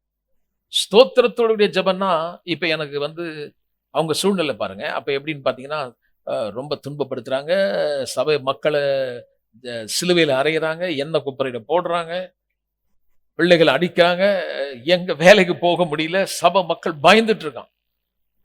இப்படிப்பட்ட நேரத்தை சொல்றாரு, நீ ஸ்தோத்திரத்தோட ஜெபம் பண்ணுங்கன்னா, ஆண்டவரே ஸ்தோத்திரம், அங்கங்க போற இடம்லாம் எங்களை அடிக்கிறாங்களா, அப்படி ஸ்தோத்திரம் பண்ண சொன்னாரா? இல்ல. அவர்கள் எப்படி ஸ்தோத்திரம் பண்ணாங்கன்னா, நீர் எங்களுக்காக எல்லாவற்றையும் செய்து முடிக்கவில்லையா? அந்த இரத்தத்தால் எங்களை மீட்டெடுத்திருக்கிறீர், உமக்குள் வாழும் எங்களுக்கு வெற்றி உண்டு. அவங்க எப்படி சொல்லிச்சாங்க தெரியுமா? நாசமோ, மோசமோ, பஞ்சமோ, பசியோ, பட்டினியோ, நிர்வாணமோ, இவர்கள் எல்லாவற்றிலும் எங்கள் அன்பு கூறுகிற ஒரு தேவன் இருக்கிறீர். ஆகவே நாங்கள் we are more than a conqueror. நாங்கள் முற்றிலும் ஜெயம் கொள்ளுகிறவர்களாய் இருக்கிறோம். கர்த்தராகிய இயேசுவின் நாமத்தில் ஜெயம் கொடுக்கிற தேவனுக்கு ஸ்தோத்திரம் உண்டாகட்டும் என்று அவர்கள் கர்த்தரை துதிச்சாங்க. நடந்த சம்பவம் என்ன பாருங்க, கொஞ்சம் கூட இந்த சபை மேல வரத்துக்கான வாய்ப்பே இல்லை. எல்லாம் நினைச்சாங்க இதோட சபை முடிஞ்சிடும், நீரோ மன்னன் எழும்பி சபையை தரமட்டமாக்கிட்டு இருக்கான், கிறிஸ்தவர்கள் ஒண்ணுமில்லாம ஆயிடுவாங்கன்னு பார்த்தாங்க. பார்த்தா எந்த பட்டணத்துல எவ்வளவு அதிகமாக உபத்திரம் வந்ததோ அந்த ரோம பட்டணம் முழுவதும் தெய்வ வசனத்தால் நிரப்பப்பட்டது. உங்களுக்கு நான் சொல்கிறேன், எங்க தலை குனிகிறீர்களோ அங்கே உங்கள் தலை உயர்த்தப்படும். எங்கே பாடுபடுகிறீர்களோ அதே இடத்துல நீங்கள் நிந்தையோடு வாழப்போகிற அந்த தீமையை தேவன் நன்மையாய் மாற்றுவார். நீங்கள் சிறுமைப்பட்டு வெட்கப்பட்டு தலை குனிய வேண்டிய அவசியம் இல்லை. உங்களை உயர்த்துகிற ஒரு தேவன் இருக்கிறார். உங்களுக்கு நீதி செய்கிற ஒரு தேவன் இருக்கிறார். உங்களுக்கு வழக்காடுகிற ஒரு தேவன் இருக்கிறார். உங்களுக்கு சகாயம் செய்ய, உதவி செய்ய அவர் கரம் குறுகி போகவில்லை. நன்மை உண்டு. ஆகவே நாம் ஜெபிக்கும் பொழுது ஜெபத்தை கேட்கிற ஒருவர் இருக்கிறார். எரேமியா 33:3 சொல்லுகிறது, ஜெபத்தை கேட்கிற ஒரு தேவன். ஒரு வசனம், இன்னொரு வசனத்தை நான் கொடுக்கிறேன். சங்கீதம் 55:22 சொல்லுகிறது, துன்பமோ பாடுகளோ கஷ்டங்களோ என்னவா இருந்தாலும், இந்த 12 பேருடைய சகோதரர் ஒன்னா சேர்ந்தாங்க. இப்ப 11 பேர் ஒன்னா இருக்காங்க. ஒரு பெரிய ஒரு உணர்ச்சி பூர்வமா நின்றுட்டு இருக்காங்க. இவ்வளவு பெரிய ஷாக், ஒரு பயம். இப்ப பாத்தீங்கன்னா நல்ல செய்தி கிடைச்சிச்சு, ஒரே சந்தோஷத்துல நின்றுட்டு இருக்கிறாங்க. அவங்க அப்படி நிற்கும் பொழுது நான் உங்களுக்கு எடுத்து காட்டினா அவங்களுக்கு எந்த தகுதியும் இல்லை. ஆனால் தேவன் இவர்களை இந்த அளவுக்கு ஒரு மகிழ்ச்சியான ஒரு காரியம் அவர்களுக்கு நடைபெறுகிறது. அப்ப நான் சொல்லுகிறேன், நம்முடைய கஷ்டம் துன்பங்கள் வரும் பொழுது நம்மை தாங்குகிற, நம்மை விசாரிக்கிற ஒரு தேவன் இருக்கிறார். சங்கீதம் 55:22 சொல்லுது பாருங்க. சங்கீதம் 55வது சங்கீதம், கர்த்தர் மேல் உன் பாரத்தை வைத்து விடு, அவர் உன்னை ஆதரிப்பார், நீதிமானை ஒருபோதும் தள்ளாட விட மாட்டார். இந்த நீதிமான் சொல்லும்போது நிறைய பேருக்கு இந்த மாரல் கேரக்டர் உடனே அவங்களுக்கு அங்கதான் வரும். ரொம்ப ஒழுக்கமானவன் தள்ளாட இல்ல. நீதிமான் என்றவன் கிறிஸ்துவை விசுவாசிக்கிறவன் நீதிமான். விசுவாசியாதவன் பாவி என்றும் விசுவாசிக்கிறவன் நீதிமான் என்றும் அழைக்கப்படுகிறான். நான் பாவம் செய்த பாவி அல்ல. ஒரு மனிதன் செய்த மீறுதல் நிமித்தம் எல்லாருக்குள்ளும் பாவம் உள்ள இருக்கு. அதனால வேதம் சொல்லுது பாவிகள் என்று சொல்லுது. யோவான் 3:18 சொல்லுகிறது, யாரெல்லாம் விசுவாசிக்கவில்லையோ அவர்கள் ஏற்கனவே இந்த ஆக்கினை தீர்ப்புக்குள்ள இருக்காங்க. அவங்க நல்லது செய்யறாங்களா கெட்டது செய்யறாங்க பத்தி பேசல. விசுவாசிக்கலையா, நீ ஆக்கினை தீர்ப்புல இருக்க. ஏன்னா பாவம் உள்ள இருக்கு. விசுவாசிக்கிறவன் எவனோ அவன் கெட்டு போவதில்லை. அப்போ என்னுடைய நல் வாழ்வு என்னுடைய நடத்தை நிமித்தம் அல்ல, என் விசுவாசத்தின் நிமித்தம். நான் எதை செய்கிறோம் அதை பொறுத்தல்ல, நான் எதை விசுவாசிக்கிறேன் என்பதை பொறுத்து. Right believing, right living. சரியான விசுவாசம் பிறகு நல்ல ஜீவிதத்தை உங்களுக்கு கொடுக்குது. நல்ல ஜீவிதம் நல்ல விசுவாசத்தை கொடுக்கல, நல்ல விசுவாசம் நல்ல ஜீவிதத்தை கொடுக்குது. எல்லாமே நம்மளுக்கு ரிவர்ஸ்ல வந்துருவாங்க. விசுவாசிக்கிறத முன்ன நிறுத்துறது இல்லை. எப்படியாவது நல்லது செய்தாகணும். எப்படி பண்றது? முடிய வெட்டுறதா, சட்டையை மாத்துறதா, என் நகையை கழட்டுறதா, நான் என்ன பண்றது? எதை செய்தா அவருக்கு பிரியம்? கதை சொல்றப்பா, நீ எதையும் செய்யாத. விசுவாசம் இல்லாமல் தேவனுக்கு பிரியமாயிருப்பது கூடாத காரியம். I'm telling you, apart from this, if you are trying to do something, you are practicing some dead religion activities. வேத வாக்கியத்தை விட்டு மற்ற காரியங்களை நீங்கள் செய்வீர்களா? செத்து போன மத சம்பிரதாய சடங்கை நீங்கள் கை கொண்டு வருகிறீர்கள். எதுங்க பிரியம்? எது பிரியம்? நீங்கள் செய்கிற காரியம் அல்ல, அவர் செய்ததை விசுவாசித்தால் தேவனுக்கு பிரியமாயிருக்கும். அதுலயும் பாருங்க, 2 காரியம் சொல்றாரு. தேவன் ஒருவர் உண்டென்றும் அவரை தேடுகிற பலன் அளிக்க என்று விசுவாசிங்க. அப்போ அவர் இருக்கிறார் என்கிற நினைக்கும் பொழுது நான் அவருக்கு உண்மையா இருக்கிறேன். That is faithfulness. நான் இந்த இடத்துல இருக்கிறேன், நான் ஹோட்டல் போறேன், நான் வேலைக்கு போறேன், தனியா என்னுடைய பிரைவேட் லைஃப்ல நான் எங்கேயோ போறேன் வரேன். எங்க போனாலும் எனக்குள்ள ஒரு கான்சியஸ், ஒரு அவர் இருக்கிறார் என்ற ஒரு காரியம். தேவன் ஒருவர் உண்டென்று அந்த விசுவாசம். எந்த விசுவாசியாவது எங்க வேணா போங்க, ஆனா உங்க கூட கர்த்தர் இருக்கிறான்னு விசுவாசி பாருங்க, கண்டிப்பா நீங்க செய்ய மாட்டீங்க. ஒரு உதாரணத்துக்கு, ஒரு பாஸ்டரே உங்க வீட்டுக்கு வராரு, நீங்க ஏதோ சினிமா பார்த்துருக்கீங்கன்னா, பாஸ்டர் வந்து அவரு உட்காந்துருக்காரு, நீங்க அந்த டிவியை போட்டுட்டே இருப்பீங்களா? கண்டிப்பா நிறுத்திடுவீங்க. ஏன்னா அவர் இருக்கிறாருன்னு. ஒரு மனுஷன் தானே வந்திருக்கிறாரு. அந்த மனுஷன் இருக்கும்போதே உங்களுக்கு தெரியுது. ஒரு சாதாரண மனுஷன் வரும்பொழுது நம்ம சொல்றோம், இல்ல இப்ப வேணா அப்புறம் பார்த்துக்கலான்றீங்க. ஏன்னா அவர் இருக்கிறாருன்னு. அப்ப நான் சொல்றேன், தேவன் ஒருவர் இருக்கிறாருன்னு எங்க வேணா போய் பாருங்க, செய்ய முடியுமா? அப்ப அந்த ஃபெய்த்ஃபுல்னஸ், அந்த உண்மை எப்படி வருதுன்னா விசுவாசத்தினாலே. அந்த விசுவாசம் உன்னை உண்மை உள்ளவனாய் மாற்றுகிறது. 2வது, அந்த விசுவாசம் எனக்கு பலன் கொடுக்குது, ரிவார்ட். தேடுகிற எனக்கு வெறுங்கையோடு போகிறதுல எனக்கு அது ரிவார்ட் கொடுக்குது. ஆகவே கவலைப்படாதீங்க. மத்தேயு எழுதின சுவிசேஷத்துல இயேசுநாதர் சொல்றார், ஒன்றை குறித்து நீ கவலைப்படாத. குருவியை பாரு, அது என்ன விதை விதைக்குதா, களஞ்சத்துல சேர்த்து வைக்குதா? அதை நான் வாழ வைக்கிறேனே. காட்டு பூவை கவனிச்சு பாருங்க, அது எவ்வளவு அழகா பூக்குது. அதுக்கு என்ன அழகா நான் உடைய உடுத்து வைக்கிறேன். நம் தேவனுக்கு ரொம்ப ரசனை ஜாஸ்தி நினைக்கிறேன். தேவன் ரொம்ப ரசனை உள்ளவர். அதுக்கு கம்பேர் பண்றாரு ட்ரெஸ்ஸுக்கு. இந்த பூவை பாரு, அதை நான் எப்படி உடுத்து வச்சிருக்கேன் பாரு, எத்தனை விதமான கலர், அதுல என்ன மாதிரி காம்பினேஷன். ஒரே பூல 2-3 கலர் ஏத்துறாரு. அந்த 2-3 கலரும் பாத்தீங்கன்னா அது எப்படி மெர்ஜ் ஆயிருக்கு பாருங்க. ஒண்ணுக்கு ஒண்ணு கான்ட்ரடிக்ஷனா இருக்காது. அப்படியே அது அது அதுல அமைஞ்சு உட்கார்ந்து இருக்கும். அவ்வளவு அழகா மேட்ச் பண்ணிருக்காரு. இந்த தேவன் ரசிக்கிற ஒரு தேவன். சொல்றாரு, இந்த பூவை பாத்தியா, இன்னைக்கு பூத்து நாளைக்கு அடுப்புல போறதே நான் இப்படி அதை உடுத்து வச்சா உன்னை உடுத்து வைப்பது அதிக நிச்சயம் அல்லவா? இந்த கம்பேரிசன்ல இப்படி படிக்கிறதே இல்லை. நம்மால கொஞ்சோடு யோசிக்கிறதே இல்லை. ஏதோ ஆண்டவருக்கு விருப்பமான ஒரு பழைய புடவையை எடுக்க வேண்டியது கந்தம் மாதிரி இருக்கும், அப்படியே சுருக்கி போட்டீங்கன்னா கர்த்தருக்கு தான் பிரியம் நினைச்சிட்டு இருக்கேன். சொன்னாரா அப்படி?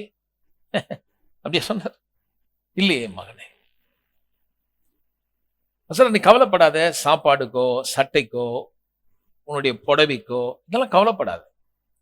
நீ இதை தேடி தேடி எங்க போனா எனக்கு சாப்பாடு கிடைக்கும், எனக்கு வேலை இல்லையே, நான் என்ன பண்ணுவேன், அந்த ஒரு கவலையிலே போயிடாத.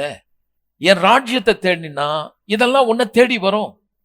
அப்ப என் வசனத்தை நீ தேடி பிடிச்சினா உனக்கு திறமை வரும், ஆற்றல் வரும், சாமர்த்தியம் வரும்.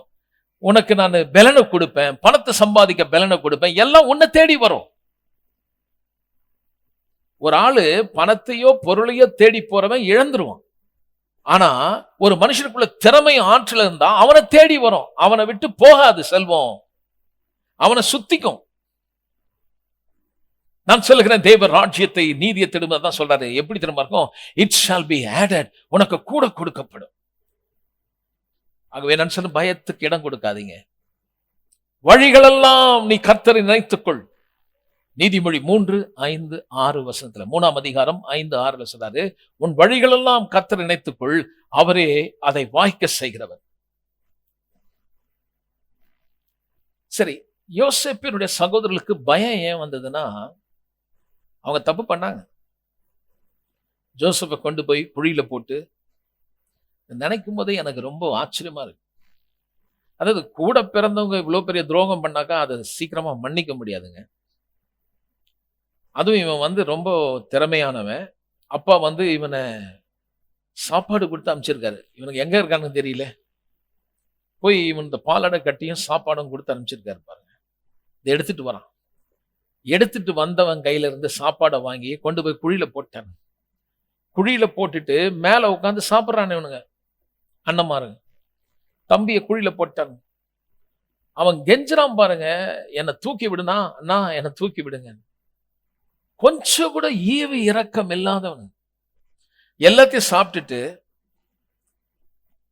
பிறகு மீதியான தேசத்திலிருந்து மீதியானர்கள் வந்துட்டு இருக்காங்க. இஸ்மவேலர்கிட்ட இந்த பையனை அடிமையா வித்துட்டாங்க. இவ்வளவு ஒரு இரக்கம் இல்லாதவனை எப்படி யோசேப்பு மன்னிச்சிருக்காரு பாரு. இதே நம்ம வாழ்க்கையில் நடந்ததுன்னா, கர்த்தாவே ஸ்தோத்திரம், சரியான சந்தர்ப்பத்தை கொடுத்தீங்களே, என்னை சும்மாவா பிரைம் மினிஸ்டர் ஆக்குனீங்க, இவனெல்லாம் சவுக்கில் அடிக்கிறதுன்னு எனக்கு இந்த சந்தர்ப்பத்தை கொடுத்தீரே. இல்லை நம்ம என்ன பண்ணுவோம், இவெல்லாம் என் அண்ணன் தான், இவனெல்லாம் அண்ணன் தான் சொல்றதே கிடையாது, இவெல்லாம் எப்போ செத்து போயிட்டான், 20 வருஷம் ஆயிடுச்சு, இனி இவங்களுடைய காத்து கூட என் மேல படக்கூடாது, தெர்த்தவனுவாங்க. எத்தனை குடும்பங்கள் ரட்சிக்கப்பட்டிருக்காங்க. ஆனா இன்னைக்கும் உறவுகாரர்கள் மத்தியில நல்ல உறவு இல்லைங்க. அவங்களால மன்னிக்க முடியல. உங்க பக்கம் நியாயம் இருக்கலாம், யோசேப்பின் பக்கம் நியாயம் இருக்குங்க. அவன் காத்து கூட மேல படாதபடிக்கு தூக்கி வெளியில போட்டிருக்கலாம். ஆனா அவனுடைய உள்ளம் பாருங்க எந்த அளவுக்கு எக்ஸ்டெண்ட் ஆகுது, எந்த அளவுக்கு அவன் தன்னுடைய எண்ணங்களை விரிவுபடுத்தினான். He forgave them, மன்னிச்சான். ஆனா அவங்களுக்குள்ள இந்த கில்ட் இருந்துட்டே இருக்குது, குற்ற மனசாட்சி இருந்துட்டே இருக்குது, நம்ம இப்படி பண்ணிட்டோமே. நான் சொல்ல, இந்த குற்ற மனசாட்சியை தேவன் எப்படி எடுத்து போட்டார் பாருங்க. இவங்களுக்குள்ள ஒரு பெரிய சந்தோஷம் அது. யோசேப்பினுடைய சகோதரர்களுக்கு விருந்துக்கு கூப்பிட்ட உடனே இப்போ வந்து விசாரணைக்காரன் சொல்றான், உங்களுக்கு குட் நியூஸ்மா, நீங்க பயப்படாதீங்க, உங்களை யாரும் தண்டிக்க போறது இல்ல, அவர் கூப்பிட்டது உண்மைதான், வாஸ்தவம் தான், உன்னை தண்டிக்க ஒன்றும் கூப்பிடல, நீங்க கொடுத்த காசுல எங்க கிட்ட வந்துருச்சு, ஸோ உங்களை நான் பனிஷ் பண்ண வேண்டிய அவசியமே இல்லை என்பது உள்ளத்தில் எவ்வளவு பெரிய ஜாய் இருந்தது. இன்றைக்கு தண்டிக்கப்பட வேண்டிய நான், தண்டிக்கப்பட வேண்டிய நீங்கள், ஆக்கினை தீர்ப்பில் இருந்த நாம் எப்படி இந்த ஆக்கினை தீர்ப்பில் வந்து நமக்கு ஒரு விருந்தை ஏற்படுத்தினார் பாருங்க. லேவியராகமும் 1ஆம் அதிகாரம் 1-6 பார்த்தீங்கன்னா ஒரு காரியம், ஒரு டைப்பாலஜி சொல்றாரு. அவர்கள் தேவனுடைய வார்த்தையை மீறின பிறகு குற்ற நிவாரண பலி, அந்த குற்றத்தை நிவாரணம் செய்யும்படி ஒரு பலி கொடுக்கப்பட்டது. அந்த குற்றத்தை எப்படி நிவாரணம் பண்ணான்னு பாத்தீங்கன்னா, இவங்களை தண்டிக்கல, இவங்களை தண்டிக்கிறது பதிலாக ஒரு மிருகம் கொல்லப்பட்டது. இன்னொரு அதாவது மிருகத்தின் மேல் பாவத்தை சுமத்தி அந்த மிருகத்தை கொன்று இன்னொரு மிருகத்தை வழிபோக்கா விட்டுட்டாங்க. அப்ப அந்த காட்சியை காட்டினாங்க. இந்த மிருகம் இன்னைக்கு விடுதலையா வெளியே போறது காரணம் என்னன்னா, அதனுடைய பாவம் அதன் மேல் சுமத்தப்பட்டு கொல்லப்பட்டபடினால, உன்னை கொல்லணும், ஆனால் உனக்கு பாவத்துக்கான ஆக்கினை இந்த மிருகத்து மேல் விழுந்தது. இப்ப அடிக்கப்படாம அந்த ஆடு போத, அது காரணம் என்னன்னா, அதுதான் நீ, உன்னை கொன்றுக்கணும். ஆனா இன்னைக்கு நீ தப்பிச்சு போனதுக்கு காரணம் என்னவென்றால், நீ நல்லவென்றதுனால அல்ல, உன்னுடைய ஆக்கினை தீர்ப்பு இது ஏற்றுக்கொண்டபடினாலே அந்த மிருகம் வெளியே, விடுதலையோடு வெளியே போனது. நான் சொல்லுகிறேன் பிரியமானவர்களே, இன்றைக்கு நீங்களும் நானும் குற்ற மனசாட்சி நீங்கி தேவனுக்குன்பாய் நிற்கக்கூடிய ஒரு தகுதி, அப்பா என்று கூப்பிடும்படி எனக்கு கிடைத்த தகுதி, உங்களுக்கு கிடைச்ச தகுதி, நீங்க ஏதோ நல்லது செய்ததுனால அல்ல, நீங்க ரொம்ப உபவாசம் பண்ணி ஓன் அழுததுனால அல்ல, இயேசுவின் இரத்தத்தால் வந்த புண்ணியம். எனக்கு பதிலாய் அங்கே அவர் அந்த பாவ தோஷத்து நீங்கும்படி அந்த குற்ற நிவாரண பலியாக, கிருபாதார பலியாக இயேசு நமக்காக நம்முடைய பாவங்கள் நிமித்தம் அடித்து நொறுக்கப்பட்டபடினாலே, இந்த ரத்தம் சிந்தப்பட்டபடினாலே இன்றைக்கு நீங்களும் நானும் விடுதலையோடு வெளியே வந்தோம். எப்படி வந்தோம்னா, மரணத்திலிருந்து இயேசு வெளியே வரும்போது ஒரு காட்சி கொடுக்கப்பட்டது. என்னன்னா, எப்படி நீங்கள் மரித்திருந்தீர்களோ நீங்களும் அவரோடு கூட உயிரோடு எழுப்பப்பட்டீர்கள், நீங்கள் விடுதலை ஆனீர்கள். பாவத்திலிருந்து மட்டுமல்ல, குற்ற மனசாட்சி நாம் வெளியே வந்துட்டோம். இப்ப யோசேப்புடைய ஃபீலிங், ஜோசப்புடைய உணர்ச்சியை பார்த்தீங்கன்னா 27வது வசனம் சொல்லுது, யோசேப்பு சிங்காசனத்தில் உட்காந்துருக்கான். இவனை அவமானப்படுத்தி சட்டையை கழட்டி குழியில போட்டு அடிமையா வித்து கதறி கெஞ்சி கேட்ட பொழுது கூட உதவி செய்யாதவங்க இப்ப முன்ன வந்து நிக்கிறாங்க. படிக்கிறோம் பாருங்க, என்ன மாதிரி ஒரு அவனுடைய ஃபீலிங் எப்படி இருந்தது பாருங்க, ஜோசப்புடைய ஃபீலிங் எப்படி இருந்தது பாருங்க. அப்பொழுது அவன் அவர்களை சுக செய்தி விசாரித்தான். நீங்கள் சொன்ன முதிர் வயதான உங்கள் தகப்பன் சுகமா இருக்கிறாரா, அவர் இன்னும் உயிரோடு கூட இருக்கிறாரா என்று அவரிடத்திலே விசாரித்தான். அதற்கு அவர்கள், எங்கள் தகப்பனாகிய உமது அடியான் சுகமாய் இருக்கிறார், இன்னும் உயிரோடு இருக்கிறார் என்று சொல்லி குனிந்து வணங்கினார்கள். 29, அவன் தன் கண்களை ஏறெடுத்து தான் தாய் பெற்ற குமாரனாகிய சகோதரனை பெஞ்சமினை கண்டு, நீங்கள் எனக்கு சொன்ன உங்கள் இளைய சகோதரன் இவன் தானா என்று கேட்டு, மகனே, தேவன் உனக்கு கிருபை செய்ய கடவர் என்றான். 30வது வசனம், யோசேப்பின் உள்ளம் தன் சகோதரனுக்காக பொங்கினபடினாலே அவன் அழுகிறதுக்கு இடம் தேடி துரிதமாய் அறைக்குள்ளே போய் அங்கே அழுதான். இவன் சிங்காசனத்துல உட்காந்துருக்கான். இவனை கேடு படுத்தி, இவனை அழித்து நிலைகுலைய செய்து இவனை கொன்று போடணும்னு நினைச்சவங்க இப்ப முன்ன வந்து நிக்கிறாங்க. கேட்கிற ஃபர்ஸ்ட் கேள்வி என்ன கேட்டான்னா, தெரியுதா உங்களுக்கு நான் யாருன்னு? 20 வெள்ளி காசுக்கு வித்து போட்டு என்ன குழியில போட்டீங்களடா பாவிகளா, எவ்வளவு கெஞ்சின, இப்ப ஒண்ணு தெரியாத மாதிரி அவன் முன்னாடியே வந்து நிக்கிறீங்களா அப்படின்னு சொன்னானா. ஒண்ணும் தெரியாத மாதிரி கேட்கறான். உங்க அப்பா எப்படி இருக்காருன்னு கேட்கறான். வயதான ஒருத்தர் இருக்காருன்னு சொன்னானுங்க. இப்ப கேட்கறான், அவர் எப்படி இருக்கிறார், சுக செய்தியை கேட்கறான். அப்பா எப்படி இருக்கிறாருன்னு, உயிரா தான் இருக்கிறாரா, எப்படி இருக்கிறாருன்னு கேட்கறான். நல்லா இருக்கிறார். பிறகு தன்னுடைய பெஞ்சமினை பார்த்து கேட்கறான், அவனுடைய தம்பி பாருங்க, இவனும் யோசேப்பும் பெஞ்சமினும் ஒரு தாய் பிள்ளை. அவனை பார்த்து கர்த்தருடைய கிருபை உன்னோடு இருப்பதான்னு சொல்லிட்டு அவனை பார்த்த உடனே அவனால அடக்கவே முடியல, எமோஷன் ஆயிட்டான். டக்குன்னு ஓடி போய் ஒரு தனி இடத்துல போய் அழுகுறான். தன் சகோதரர்கள் அனைத்து பேரும் வந்தது, அவனுடைய கனவு நிறைவேறுது பாருங்க. அன்னைக்கு சொன்னான், நான் கனவு பார்த்தேன், எல்லாரும் எனக்கு முன்னாடி வணங்கி நிக்கிறாங்கன்னு. அதனாலதான் இவனை கொல்லணும்னு நினைச்சாங்க. இப்போ இவன் ஒன்னும் கூட்டு வந்து முன்னாடி வணங்குங்கன்னு சொல்லல, வருது, தானா வருது. சொல்றேன், கனவு தரிசனம் கர்த்தர் கொடுத்துருது, கண்டிப்பா நடக்கும். எத்தனை பேர் சொன்னாங்க எப்படி நிறைவேறும், அது அப்படிதான் குழியில போட்டான். இப்படி நிறைவேறும்னு கர்த்தர் காட்டினார். சொல்லுவாங்க கர்த்தரை ஏற்றுக்கொண்ட பிறகு, எப்படி நீ முன்னுக்கு வரன்னு பாக்குறேன், இனி நீ இன்னும் கெதியாவ போற பாரு, போயிட்டியா அல்லேலூயா, என்ன ஆக போற பாரு. நான் சொன்னேன், அவங்க கண்ணு முன்னாடியே உன்னை வாழ வச்சு இப்படி தேவன் ஆசீர்வதிப்பார் என்பதற்கு உங்களை காட்சி பொருள் அவளால் நிறுத்த முடியும். எந்த மனுஷனும் சிந்திக்க முடியாத, எண்ண முடியாத அளவுக்கு உயர்த்துகிற ஒரு தேவன், உயர்ந்த ஸ்தானத்திலே ஏறி வர பண்ணுகிற ஒரு பெரிய தேவன், கேட்கிறதுக்கும் நினைக்கிறதுக்கும் அதிகமாய் செய்கிற ஒரு தேவன். எல்லாருக்கும் ஃபேமிலி ஃபீஸ்ட் நடக்குது. 31 இருந்து 34 வரைக்கும் பார்த்தீங்கன்னா அங்க ஒரு ஃபேமிலி ஃபீஸ்ட், எல்லாரும் ஒண்ணா உட்கார்றாங்க.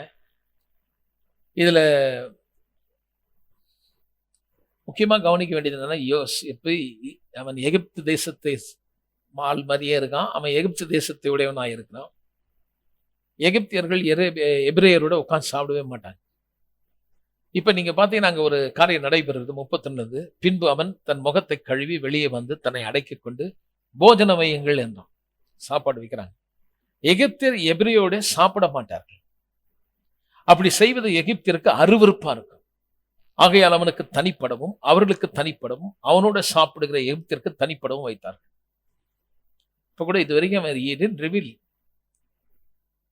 எகிப்தியர்கள் சொல்லும்போது அவங்க வந்து ரொம்ப உயர்ந்த ஒரு நிலையில இருக்காங்க. அங்க எபிரேயர் வந்து அருவருப்பா அவங்களுக்கு பிடிக்காது,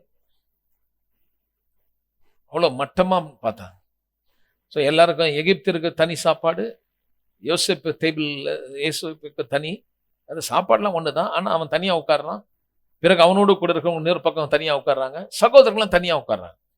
இப்படி உட்கார வைக்கும்போது எனக்கு ரொம்ப பிடிச்சது என்னன்னா 33வது வசனம், அவனுக்கு முன்பாக மூத்தவன் முதல் இளையவன் வரைக்கும் அவனவன் வயதின்படியே அவர்களை உட்கார வைத்தார்கள். அதற்கு அவர்கள் ஒருவரை பார்த்து ஆச்சரியப்பட்டாங்க. என்னடா இது, என்ன பண்ணான்னா அந்தந்த வயசுக்கு ஏற்ற மாதிரி எல்லாரையும் ஒழுங்கா உட்கார வச்சான். பெரியவன், சின்னவன், அதுக்கடுத்து சின்னவன், அதுக்கடுத்து சின்னவன். இப்ப நீங்க பாத்தீங்கன்னா குடும்பங்கள்ல நீங்க வயசு அவனுக்கு தெரியுது. சில குடும்பத்துல கேட்பாங்க பாருங்க, யாரு பெருசு யார் சின்னதுன்னு. பார்த்தா சின்ன பிள்ளையா இருக்கும், அது அக்கா மாதிரி இருக்கும். அவன் கணக்கு தப்பு போடல, உயரவங்க எல்லாம் கிடையாது, அவனுக்கு தெரியுது பர்சனலா இவங்க யாருன்னு தெரிஞ்சனால வயசு பிரகாரம் உட்கார வச்சான். அந்த சீரியல் வைக்கும் போதே ஒரு க்ளூ, உங்களை பத்தி எனக்கு தெரியும். நான் சொல்கிறேன், இந்த தேவனுக்கு உன்னை தெரியும், உன் பேர் தெரியும். நீங்க உங்களுக்கு ஸ்ட்ரேஞ்சரா இருப்பாரு, உங்களுக்கு தெரியாத மாதிரி இருக்கும். ஆனா இது வரைக்கும் யோசேப்பின் சகோதரருக்கு ஸ்ட்ரேஞ்சரா இருக்குது, ஆனா அவனுக்கு இவங்களை பத்தி தெரியுது, இவங்க வயசு, அந்த அந்த அந்த அதுக்கேற்ற மாதிரி உள்ள எல்லாரையும் உட்கார வச்சான் பாருங்க. உட்கார வைத்த பொழுது நான் சொல்லுகிறேன், அவங்களுக்குள்ள ஒரு பெரிய சந்தோஷம், ஒரு பெரிய விருந்து ஒன்று ஆயத்தப்படுத்தி அவன் கொடுக்கிறான். சந்தோஷம் ஒரு நல்ல மருந்துங்க. நீதிமொழி 17ஆம் அதிகாரம் 22வது வசனம் நான் படிக்கிறேன் பாருங்க. சந்தோஷம் சொல்லும் பொழுது ரொம்ப அழக்கூடாது, அழுதுகிட்டே இருந்தா நோய் பிடிச்சிடும். சந்தோஷமா இருந்தாலுமே எல்லா நோயும் போயிடும். உண்மையா தான் சொல்றேன், கொரோனா வியாதி கூட ஒழிஞ்சு போயிடும். முதல்ல சந்தோஷமா இருக்கணும். பயந்து இருந்தோம்னா எல்லா வியாதியும் நம்ம மேல ஏறிக்கும். மருந்து எதுன்னு பாருங்க. நீதிமொழி 17ஆம் அதிகாரம் 22வது வசனம். மன மகிழ்ச்சி நல்ல மருந்து. அதாவது மன மகிழ்ச்சினா சந்தோஷம் நல்ல மருந்து. முறிந்த ஆவியோ எலும்புகளை உலர பண்ணும். எப்போ துக்கமாக்குற ஆளுங்க எல்லா வியாதியும் தலை மேல வந்துடும். கொரோனா வரும், கொரோனாவும் வரும். அதனால முதல்ல நீங்க வந்து சந்தோஷமா வாழ கத்துக்கணும். எதுக்கு எடுத்தாலும் அழுவுறது, எதுக்கு எடுத்தாலும் கண்ணீர் விடுறது, யாருக்கிட்டையும் பேசாம ஒரு தனியா ஒரு மூலையில போய் உட்கார்ந்துக்கிறது. இன்னைக்கு ஒரு வியாதி ஒரு மனுஷன் மேல வந்து அது மேற்கொள்றது காரணம் பாத்தீங்கன்னா, அவங்களுக்குள்ள அந்த எதிர்ப்பு சக்தி இல்லை. எதிர்ப்பு சக்தியை அழிக்கக்கூடிய சக்தி எதுக்கு இருக்குதுன்னு பாத்தீங்கன்னா, கவலைக்கு இருக்குது. முறிந்த ஆவி. உங்க மைண்ட்ல if you are not happy, உங்க மனதுல நீங்க சந்தோஷமா இல்லைன்னா ஈஸியா எல்லா கண்டேஜஸும் மேல ஏறிடும், எல்லா தொத்து நோயும் வந்துடும். நீங்க என்னதான் நீங்க இஞ்சி குடிச்சாலும் சரி, சுக்கு குடிச்சாலும் சரி, எதிர்ப்பு சக்திக்கு என்னென்ன மருந்து இருக்குதோ எல்லாத்தையும் நீ சாப்பிட்டா கூட நீ துக்கம் உள்ள ஆளா இருந்தா கண்டிப்பா கொரோனா உனக்கு வரும்.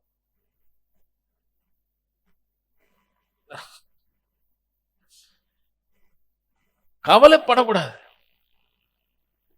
நான் கவலைப்படாம இருக்கணும்னா எனக்கு ஏதாவது ஒண்ணு தேவை. எனக்கு என்ன சப்ஸ்டன்ஸ், எதை வச்சு நான் சந்தோஷமா இருக்கேன், எதை நிமித்து நான் சந்தோஷமா இருக்கிறேன்? என் மீட்பர் உயிரோடு இருக்கிறான்.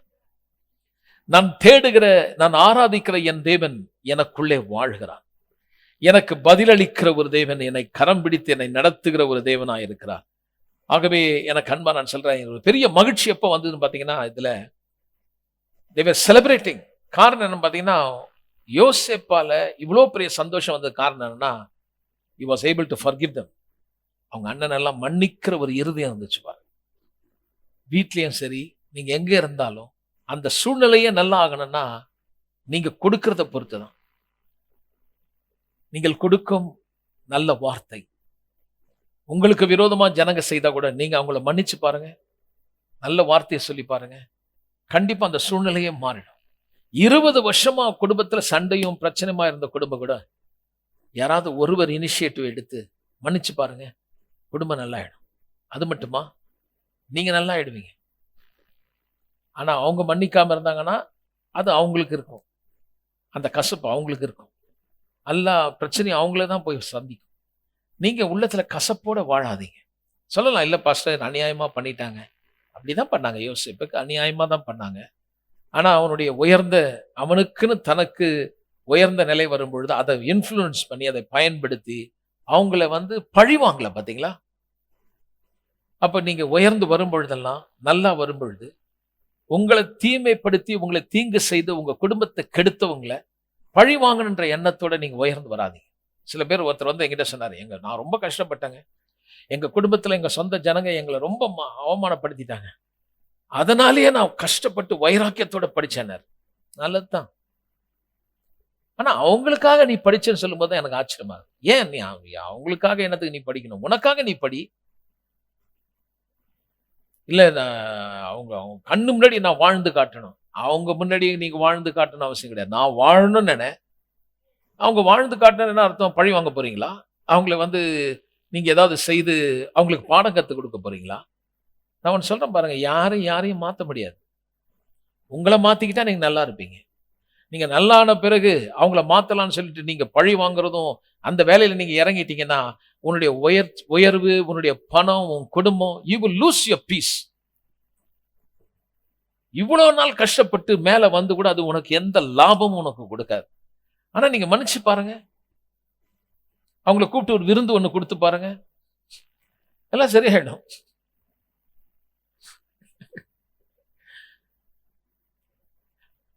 நிச்சயமாய் மாறும், கசப்பு மாறும்.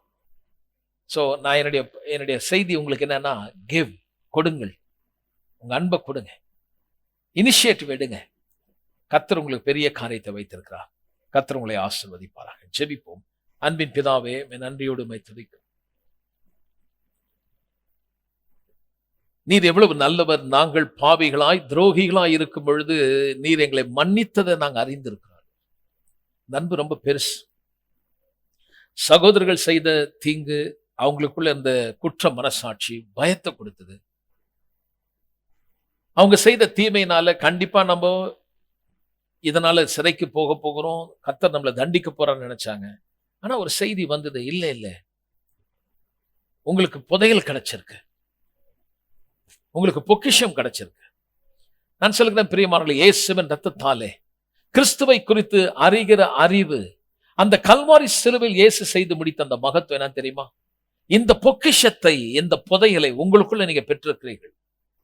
அந்த புதையல், அந்த பொக்கிஷம் பாவ மன்னிப்பு, தேவனுடைய சுகம், தேவனுடைய நீதி, தேவனுடைய நன்மை உங்களுக்குள்ள பொக்கிஷமா இருக்கு. அவரை குறித்த அந்த அறிவு உங்களுக்கு பொக்கிஷமா இருக்குது. அதனால நீங்க எப்படி இருப்பீங்க? என்ன நெருக்கம் வரட்டும், கஷ்டம் வரட்டும், கீழே தள்ளட்டும், நீங்க மடிஞ்சு ஒடுங்கி நீங்க அழிஞ்சு போவே மாட்டீங்க. நீங்கள் விருத்தி ஆவீர்கள். கர்த்தர் உங்களை உயர்த்தும் பொழுது உங்களுடைய எதிராளி உங்களுக்கு முன்பாய் வந்து நிற்கும் பொழுது பழி வாங்க வேண்டும் என்ற எண்ணத்தோட நீங்கள் முன்னேற படிக்கிறதும் வேலையும் வியாபாரமும் அவங்களுக்காக நான் எப்படியாவது முன்ன வந்து பழி வாங்குன்ற எண்ணத்தோட நீங்க ஒரு வேலையை செய்யாதீங்க. உங்களுக்காக, உங்க குடும்பத்துக்காக கர்த்தர் என்ன வச்சிருக்காரு. நல்ல எண்ணத்தோட நீங்கள் படியுங்கள், முன்னேறுங்கள்.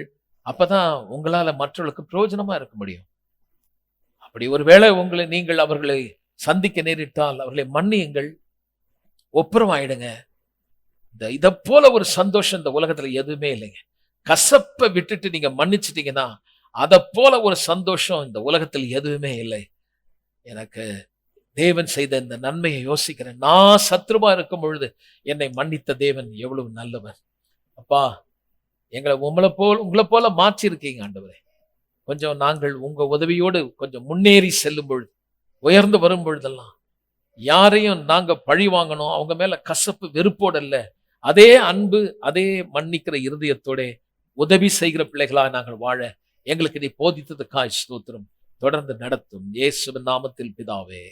என் ஆத்மாவே கர்த்தரை ஸ்தோத்திரி, முழு உள்ளமே பரிசுத்த நாமத்தை ஸ்தோத்திரி. என் ஆத்மாவே கர்த்தரை ஸ்தோத்திரி. செய்த சகல உபகாரங்களை மறவாதே. நம்முடைய கர்த்தராகிய இயேசு கிறிஸ்துவின் கிருபையும் பிதாவாகிய தேவனுடைய அன்பும் பரிசுத்த ஆவியானவருடைய அன்யோன்ய ஐக்கியம், சந்தோஷம், சமாதானம் பொழுதும் எப்பொழுதும் சகல பரிசுத்தவான்களோடும் என்றைக்கும் இருப்பதாக. God bless you.